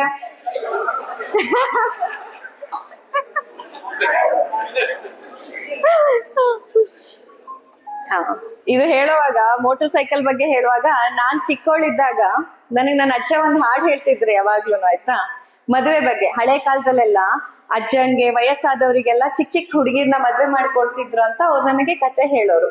ಕತೆ ಹೇಳ್ತಿದ್ರು, ಗಡಿಗೆ ತಲೆಗೆ ಹೆಡಿಗೆ ರುಮಾಲು, ಗಡಗಡ ನಡುಗುವ ಕೈಯಲ್ಲಿ ಕೋಲು, ಕೇಳು ಮಗಳೇ ಮುದುಕ ದೊಡ್ಡ ಸಾಹುಕಾರ ಅಂತ ಅಪ್ಪ ಮಗಳಿಗೆ ಒಪ್ಸೋದಂತೆ. ಅವನು ಇಷ್ಟು ದೊಡ್ಡ ಇದು ಹಾಕೊಂಡಿದ್ದಾನೆ, ರುಮಾಲ್ ಸುತ್ಕೊಂಡಿದ್ದಾನೆ, ಕೈ ಒಂದ್ ಸ್ವಲ್ಪ ನಡಗತ್ತೆ, ಕೈಯಲ್ಲಿ ಒಂಚೂರು ಕೋಲಿದೆ, ಆದ್ರೆ ಅವನು ಭಾರಿ ದೊಡ್ಡ ಸಾಹುಕಾರ. ಆ ಸಾಹುಕಾರ ಅನ್ನೋದು, ಶ್ರೀಮಂತಿಕೆ ಅನ್ನೋದು ಹೇಗೆ ಹೇಳ್ತಿದ್ರು? ಮನೆಯಲ್ಲಿ 10 ಎತ್ತಿನ ಜೋಡಿ, ಇರುವುದು ಮೇಲೆ ಮೋಟರ್ ಗಾಡಿ. ಹೀಗೆ ಆಗಿನ ಕಾಲದಲ್ಲಿ ಅಷ್ಟೆಲ್ಲ ಇದೆ, ಭಾರಿ ಶ್ರೀಮಂತ, 10 ಜೋಡಿ ಎತ್ತಿದೆ ಅವನ ಹತ್ರ. ಹಂಗಾಗಿ ನೀನ್ ಮದ್ವೆ ಆಗು ಅಂತ ಒಪ್ಪುವಂತ ಒಂದು ಜಾನಪದ ಹಾಡನ್ನ ಅಜ್ಜ ಹೇಳ್ತಿದ್ರು. ಈಗ ನೀವ್ ಅದನ್ನ ಹೇಳುವಾಗ ನೆನಪಾಯ್ತು. ವಿಷಯಕ್ಕೆ ವಾಪಸ್ ಬರೋಣ. ಮಲಬದ್ಧತೆ ಜಾಸ್ತಿ ಇದ್ದವರು ಏನ್ ಮಾಡ್ಬೇಕು? ರಾತ್ರಿ ಮಲಗುವಾಗ 1 ಲೋಟ ಬಿಸಿ ಬಿಸಿ ನೀರಿಗೆ 2 ಚಮಚ ಆಗೋಷ್ಟು ಕೊಬ್ಬರಿ ಎಣ್ಣೆನ, ಶುದ್ಧವಾದದ್ದು. ಮತ್ತೆ ಇಲ್ಲಿ ಹೇಳ್ತಿದ್ದೀನಿ, ಪ್ಯಾರಾಚೂಟ್ ಎಲ್ಲ ಹಾಕೊಳಕ್ ಹೋಗ್ಬಿಡ್ರಿ. ಅಂಗಡಿಯಿಂದ ತಂದಿದ್ದು ತೆಂಗಿನೆಣ್ಣೆ ಅಂದ್ರೆ ಯಾವ್ದು? ಗಾಣದಿಂದ ತೆಗ್ದದ್ದು. ಅಂಗಡಿಲಿ ಇದ್ದಿದ್ದು ಒಟ್ರಾಶಿ ಪ್ಯಾಕೆಟ್ ಅಲ್ಲಿ ಬರೋದೆಲ್ಲ ಎಣ್ಣೆ ಹಾಕ್ಬಾರ್ದು, ವಿಷ ಅದೆಲ್ಲ. ಕೊಬ್ಬರಿಯಿಂದಾನೇ ಮಾಡಿದಂತ ಎಣ್ಣೆನೆ ಹಾಕ್ಬೇಕು. ಸಿಗೋದಿಲ್ಲ ಅಂದ್ರೆ ನಿಮ್ಗೆ ಯಾವ ಎಣ್ಣೆ ಸಿಗತ್ತೆ ಅದು ಹಾಕ್ರಿ. ಈಗ ಎಲ್ಲ ಊರಲ್ಲೂ ಗಾಣಗಳು ಬಂದಿದೆ, ಗಾಣದ ಅಂಗಡಿ ಎಲ್ಲ ಬಂದಿದೆ, ಅದನ್ನ ತಗೊಳ್ಳಿ. ಇಲ್ಲ ಅಂತಂದ್ರೆ ಮನೇಲಿ ಅಡಿಗೆಗೆ ಯಾವ ಶುದ್ಧ ಎಣ್ಣೆ ಬಳಸ್ತೀರಲ್ಲ ಅದನ್ನ ತಗೊಳ್ರಿ. ಅದ್ರ ಹೊರತಾಗಿ ಅಂಗಡಿಯಿಂದ ಬರೋ ಪ್ಯಾಕೆಟ್ ಎಣ್ಣೆ ಅಂತೂ ಮುಟ್ಲೇಬೇಡ್ರಿ, ಅದು ವಿಷ. ಖಂಡಿತ ಅದನ್ನ ಮುಟ್ಬೇಡ್ರಿ. ಆಯ್ತಾ? ಆ ಎಣ್ಣೆ 2 ಚಮಚ ಹಾಕೊಂಡು ಕುಡಿದ್ ಮಲಗಬೇಕು. ಬೆಳಿಗ್ಗೆ ಎದ್ದ ತಕ್ಷಣ ಮಲಾಸನದಲ್ಲಿ ಕುತ್ಕೋಬೇಕು. ಮಲಾಸನ ಅಂದ್ರೆ ಎಂತ ಗೊತ್ತಿದ್ಯಾ? ಹಳೆ ಕಾಲದಲ್ಲೆಲ್ಲ ನೀವು ಗುಡ್ಡಕ್ಕೆ ಬೈಲಿಗೆ ಹೋಗ್ತಿದ್ರಲ್ಲ, ಬೈಲಿಗೆ ಹೋಗಿ ಕುತ್ಕೋತಿದ್ರಲ್ಲ, ಹೇಗ್ ಕುತ್ಕೋತಿದ್ರಿ? ತೋರ್ಗಾಲಲ್ಲಿ. ಇವಾಗ ಎಷ್ಟ್ ಜನ ಕುತ್ಕೊಳಕ್ ಆಗತ್ತೆ ಅದನ್ನ ಹೇಳಿ? ಹೋಗ್ಲಿ. ಮನೇಲಿ ಯಾರ್ಯಾರ ಮನೇಲಿ ಇಂಡಿಯನ್ ಟಾಯ್ಲೆಟ್ ಇದೆಯಪ್ಪ? ಕೆಳಗ್ ಕೂತು ಪಾಯ್ಖಾನೆ ಯಾರ್ಯಾರ ಮನೇಲಿ ಇದೆ? ನೆಲಕ್ ಕೂತು ಮಾಡೋ ಪಾಯ್ಖಾನೆ. ವೆರಿ ಗುಡ್, ಚಪ್ಪಾಳೆ ತಟ್ರಿ ಮತ್ತೆ. ವಂಡರ್ಫುಲ್. ಯಾಕೆ ಹೇಳ್ತಿದ್ದೀನಿ ಅಂತಂದ್ರೆ, ಈಗಿನ ಕಾಲದಲ್ಲಿ ಸಿಟಿಯಲ್ಲಿ ಒಬ್ರು ಮನೆಯಲ್ಲೂ ಈ ತರ ನೆಲಕ್ಕೆ ಕೂತು ಮಾಡೋ ಪಾಯ್ಖಾನೆ ಇಲ್ಲ. ಅದರಿಂದಾಗಿ ಅವರಿಗೆ ಒಟ್ಟ ಜೀರ್ಣಕ್ರಿಯೆನೇ ಇಲ್ಲ. ಎಲ್ಲ 1 ಕೆಜಿಗೆ 2,000 3,000 ಕೊಟ್ಟು ತಿಂತಾರೆ, ಅದಿಗೂ 5,000 6,000 ಕೊಡ್ತಿರ್ತಾರೆ. ಜೀರ್ಣ ಮಾತ್ರ ಆಗ್ತಾ ಇರಲ್ಲ. ಯಾಕಂತಂದ್ರೆ ಕುತ್ಕೊಳ್ಳೋಂಡು ಮಾಡುವಂತ ಪಾಯ್ಖಾನೆನೇ ಇಲ್ಲ ಈಗ. ಸೊ ನಿಮ್ಮ ಇಷ್ಟೆಲ್ಲ ಜನರ ಹತ್ರ ಇದೆ ಅಂತಂದ್ರೆ ಎಲ್ರಿಗೂ ಕುತ್ಕೊಳಕ್ ಆಗತ್ತಾ ಪಾಯ್ಖಾನೆಯಲ್ಲಿ, ಮಲಾಸನದಲ್ಲಿ? ಹಾಗಿದ್ರೆ ಬೆಳಗ್ಗೆ ಎದ್ದ ತಕ್ಷಣ ಪಾಯ್ಖಾನೆಗೆ ಹೋಗೋ ಮೊದ್ಲೆ ನೀವು ಮನೆಯಲ್ಲಿ 5 ನಿಮಿಷ ಆದ್ರೂ ಕುತ್ಕೋಬೇಕು. ತೋರ್ಗಾಲಲ್ಲಿ ನೆಲಕ್ಕೆ ಕುತ್ಕೊಂಡು 1 ಲೋಟ ಬಿಸಿ ಬಿಸಿ ನೀರಿಗೆ ಆಕಳು ತುಪ್ಪ, ಇದು ಅಷ್ಟೇ, ಪ್ಯಾಕೆಟ್ ಅಲ್ಲಿ ಬರೋದು, ಅಂಗಡಿಯಿಂದ ಬಂದಿದ್ದಲ್ಲ, ಆಕಳ ಹಾಲಿಂದ ತುಪ್ಪ ತಯಾರಿಸಿದ್ದು ಮನೇಲಿ. ಯಾವ ಆಕಳಾದ್ರೂ ಪರವಾಗಿಲ್ಲ, ಕಡೆ ಪಕ್ಷ ದೇಸಿ ಆಕಳಾದ್ರೆ ಬೆಸ್ಟ್, ಗೀರಾದ್ರೆ ಅಥವಾ ನಿಮ್ಮ ಊರ ಆಕಳ ಅಂತ ಇರುತ್ತಲ್ಲ ಅದಾದ್ರೆ ಬೆಸ್ಟ್. ಇಲ್ಲ ಅಂತಂದ್ರೆ ಜರ್ಸಿ ಆದ್ರೆ ಜರ್ಸಿ, ಒಟ್ನಲ್ಲಿ ಆಕಳ ಹಾಲು ಆಗಿರ್ಲಿ, ಪ್ಯಾಕೆಟ್ ತುಪ್ಪ ಬೇಡ. ಆ ತುಪ್ಪ 1 ಚಮಚ ಬಿಸಿ ಬಿಸಿ ನೀರಿಗೆ ಹಾಕೊಂಡು ತೋರ್ಗಾಲಲ್ಲಿ ಕೂತು ಕುಡಿಬೇಕು ಅದನ್ನ. ಹಳೆ ಕಾಲದಲ್ಲಿ ಬೈಲಿಗೆ ಹೋಗ್ತಿದ್ರು, ಬೈಲಲ್ಲೇ ಒಂದು ಪಂಚಾಯಿತಿ ಆಗ್ತಿತ್ತು, ನೆನ್ಪಿದ್ಯಾ ನಿಮ್ಗೆ? ನಿಮ್ ಮನೇಲೆಲ್ಲ ಪೈಖಾನೆ ಕಟ್ಟೋ ಮೊದ್ಲು ಹೋಗಿ ಕುತ್ಕೊಂಡ್ ಬಿಡೋದು ಮಲಾಸನದಲ್ಲಿ, ಊರ್ ಹೊರಗಡೆ ಬೈಲಲ್ಲಿ ಕುತ್ಕೊಂಡ್ ಅಲ್ಲೇ ಇಡೀ ಊರ್ ಪಂಚಾಯಿತಿ ಎಲ್ಲ ಮಾತಾಡೋದು, ಅವ್ರ ಮನೆ ಇವ್ರ ಮನೆ ಅದು ಇದು ಅಂತೆಲ್ಲ. ಅಷ್ಟ್ರಲ್ಲಿ ಮಲ ವಿಸರ್ಜನೆ ಸರಾಗವಾಗಿ ಆಗ್ತಿತ್ತು, ಗೊತ್ತೇ ಆಗ್ತಿರ್ಲಿಲ್ಲ. ಈಗ ಅದೇನಾಗ್ತದೆ, ಮನೆ ಒಳಗಡೆ ಪೈಖಾನೆ ಬಾಗ್ಲು ಹಾಕೊಂಡು ಒಬ್ರೇ ಕುತ್ಕೊಳ್ಳೋದು, ಅದ್ರಲ್ಲೂ ಗಡ್ಬಿಡಿ, ಹೋಗ್ ಕೂತು ಬರ್ಲಿಲ್ಲ ಅಂತ ವಾಪಸ್ ಬರೋದೇ ಆಗ್ಬಿಡತ್ತೆ ಅಲ್ವಾ? ಮಲಾಸನ, ಬೆಳಗ್ಗೆ ಎದ್ದು ನೀವು ಆ ತೋರ್ಗಾಲಲ್ಲಿ ನೆಲಕ್ಕೆ ಕೂತು ಬಿಸಿ ನೀರಿಗೆ 1 ಚಮಚ ತುಪ್ಪವನ್ನ ಹಾಕಿ ಕುಡಿದ್ರೆ ಜೀರ್ಣಕ್ರಿಯೆನೂ ಚೆನ್ನಾಗಾಗತ್ತೆ. ಯಾಕಂತಂದ್ರೆ ಈ ವಯಸ್ಸಾಗ್ತಾ ಇದ್ದಂಗೆ ನಿಮ್ಮಲ್ಲಿ ಸ್ವಲ್ಪ ಹೊಟ್ಟೆಲಿ ಗ್ಯಾಸ್ ಆಗೋದು, ಜೀರ್ಣ ಆಗಲ್ಲ, ಹೊಟ್ಟೆ ಡಬ ಡಬ ಆಗತ್ತೆ, ಗಟ್ಟಿ ಆಗ್ಬಿಡತ್ತೆ, ಇಂಥದೆಲ್ಲ ಸಮಸ್ಯೆ ಇರತ್ತಲ್ವಾ? ಅದಕ್ಕೂ ಕೂಡ ಇದು ತುಂಬಾ ಹೆಲ್ಪ್ ಆಗತ್ತೆ. ಇನ್ನಾದ್ರ ಹೊರತಾಗಿ ನಿಮ್ಮಲ್ಲಿ ಇನ್ನೇನೇನ್ ಸಮಸ್ಯೆ ಇದೆ ಅಂತ ಹೇಳಿ, ಆ ಸಮಸ್ಯೆಗೆ ನೀವು ಪ್ರಶ್ನೆ ಕೇಳ್ಬೋದು, ನಾನು ಉತ್ತರವನ್ನು ಕೊಡ್ತೀನಿ. ನಿದ್ದೆಗಂತೂ ಹೇಳ್ದೆ, ಕಾಲ್ ಪಾದಕ್ಕೆ ಮತ್ತೆ ಕೈಗೆ ಎಣ್ಣೆಯನ್ನ ಹಚ್ಚೋದ್ರಿಂದ ಏನಾಗತ್ತೆ, ನಿಮ್ಮ ನಿದ್ದೆ ಕೂಡ ಚೆನ್ನಾಗಾಗತ್ತೆ, ಕಣ್ಣಿನ ದೃಷ್ಟಿನೂ ಸರಿ ಹೋಗುತ್ತೆ. ಮತ್ತೆ ನೆತ್ತಿ ಮಧ್ಯಕ್ಕೂ ದಿನಾಲು ಎಣ್ಣೆ ಹಚ್ಬೇಕು, ಅದರಿಂದ ಕೂಡ ದೃಷ್ಟಿ ಚೆನ್ನಾಗಾಗತ್ತೆ, ನಿದ್ದೆನೂ ಚೆನ್ನಾಗಿ ಬರ್ತದೆ. ಬೇರೆ ಏನ್ ಪ್ರಶ್ನೆಗಳಿದೆ ಕೇಳಿ ನೋಡೋಣ. ಹಾ, ಸಂಡಾಸ್ ಜಾಸ್ತಿ ಆದ್ರೆ ಏನ್ ಮಾಡೋದು? ಆರ ರೂಟ್ ಅಂತ ಕೇಳಿದೀರಾ?